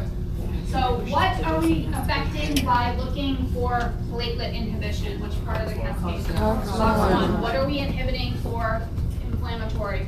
COX-2. Right, to inhibit COX-2, we need how much aspirin? 4 grams a day. For prophylaxis for antiplatelet activity, we're using anywhere from 50 up to 325 max. Got it? Good. True or false? Platelets increase production of thromboxane A2 when the COX-1 enzyme is reversibly inhibited. Question. Reversibly, sorry. Yeah. You said for COX-2 is the inhibition is dealing with inflammation. Right. What was it for COX-1? Thromboxane and other prostaglandins, but predominantly thromboxane, and then you have your gastric secretion and bicarbonate secretion, mucus production as well for COX-1. And you said it's 1 gram? Above a gram a day is generally for anti-inflammatory. And think about it, anti-inflammatory, it's not like you take one dose, right? Usually you're taking, like if you have an injury, you're taking it, you know, every 6 hours or so for a period of time, right?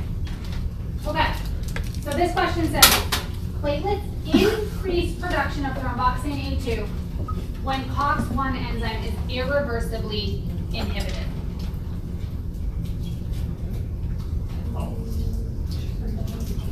Do you guys all agree?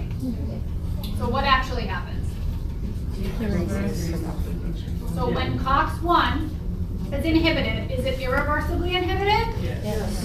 When it's inhibited, does thromboxane get produced or inhibited? Inhibited. So thromboxane is not produced when you inhibit COX-1. You good? Okay. False. Good. All right, Maureen. Clopidogrel displays its antiplatelet activity by enhancing the action of ADP on platelets.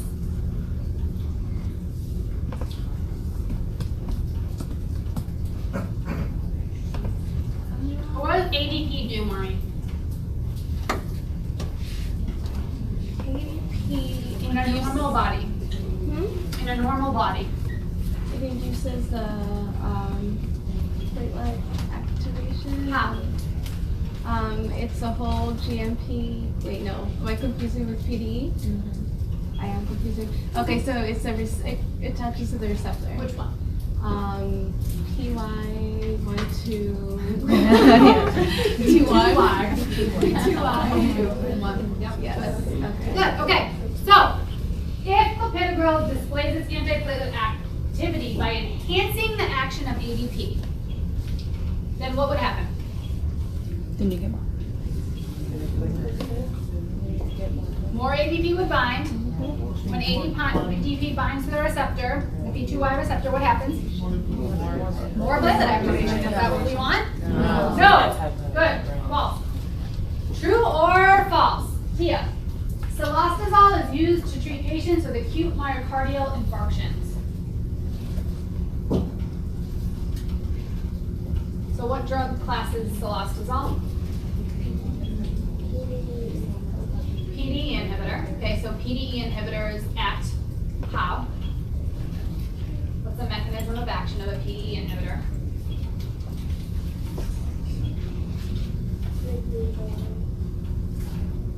So it vasodilates. Does it specifically vasodilate like this one artery, but not this artery or this artery? Okay, so it vasodilates everything. And then poor David over here, he's stenosed. So we vasodilated everything, and now you're killing him. No. What is that called, that phenomenon that I just talked about? Coronary seal. So would we use this in someone that's having an active MI? No. Make their MI worse, right? Yes. Got it? Okay. All right, and you guys already told me this. Antiplatelet therapies are generally used for VTE. What's a VTE? Venous thromboembolism. So venous system. So this is, and we'll start the next lecture talking about this, but venous clots and arterial clots are two very different things, okay? So venous blood is moving faster fast or slow through the body? Slow. So because it's moving really slowly, the clot actually takes on a lot of red blood cells and a lot of coagulation factors, whereas the arterial blood's moving really fast and the platelets are actually what's aggregating, but it doesn't have time to collect the red cells and the coagulation factors. So arterial clots tend to be platelet rich. Venous clots tend to not be platelet rich. So venous clots are not treated with antiplatelet therapy. They're treated with anticoagulants. Okay, so that's why when we talk about stroke, we talk about MI, that's arterial disease. We're never talking about a DVT or a PE getting treated with antiplatelets, right? We're talking about that being treated with anticoagulants, which we're going to talk about next time. That's the predominant difference. So the answer to this is false. And that's why. All right, lastly, when in Our Lady that we were just talking about, one of the things that you could have potentially suggested is, okay, well, how do we know after 7 days that this lady's platelets are really ready to go undergo this colonoscopy? And that's a great question, is right, how do I know that they're functioning well? So how would we check? So Allie suggested a PT-PTT, but we know that that's really not going to test you. Do you do another CBC? So if you test an ESR, that's going to tell us if there's acute inflammation, right? If there's a lot of fibrinogen, but it's not specific, right? You can mix the blood with the normal blood? So you can do a mixing study, but that's really checking for coagulation factors, not checking for actually platelet function. So anybody heard of a bleeding time study? So a bleeding time study is basically like back in the day, you used to take a razor and you used to make a cut on somebody, and then you used to time the time until they would clot. And there's like normal and abnormal. So a bleeding time study helps you figure that out. but it's not going to tell you precisely, right? Because if someone has thrombin deficiency, their platelet aggregation is probably going to be affected by that. So you can actually do platelet function assays, platelet functional assays, where most of them are send-out studies, really not utilized, very expensive. So there's really not a great way. Bleeding time is like really the only way in like a normal hospital that you can get a sense for how somebody's platelet function is. And it's really not a great test. So like someone in the lab would perform a test. Like obviously there's like standards that have like how deep is the cut, how big is the cut, and then someone's basically standing there measuring like how long it takes for the clot to actually form. Pretty archaic. Yeah. Would this really be a concern though if we know what medication she's on and how long it should be out her system? Generally not, right? But remember, medications are affected by liver metabolism, renal metabolism. There's no exact science to knowing, if somebody has a little bit of renal insufficiency and a little bit of liver, a little bit of liver issue, like cirrhosis or something, exactly. Everyone's a little bit different. But you can be pretty assured that after 7 days, the drug's out of the system. Or 15, really safe. But have platelets ready in her surgery? Yeah, I mean, you can always have platelets on call, or like, or blood. Like, just giving accurate blood cells to replace blood loss. Yeah. Hey, great job, guys. After colonoscopy, when can she go back on hydronoscopy? That's a great question. So how long would you say? Based on However long it takes for you. Yeah. How long do you check to see if, no more bleeding? So probably, she shouldn't, like, when you actually do the colonoscopy and remove the polyps, right, you use sclerotherapy to actually make sure that the lesions are no longer actively bleeding, so you shouldn't expect bleeding after the colonoscopy. So, maybe there's a little bit of blood just from like, during the procedure, but there should be no bleeding, and then probably about 5 to 7 days after, you can resume.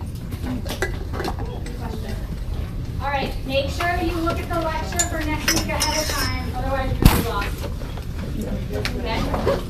And we're going fast because next week we have to cover anticoagulants, fibrinolytics, and hematopoietic growth factors.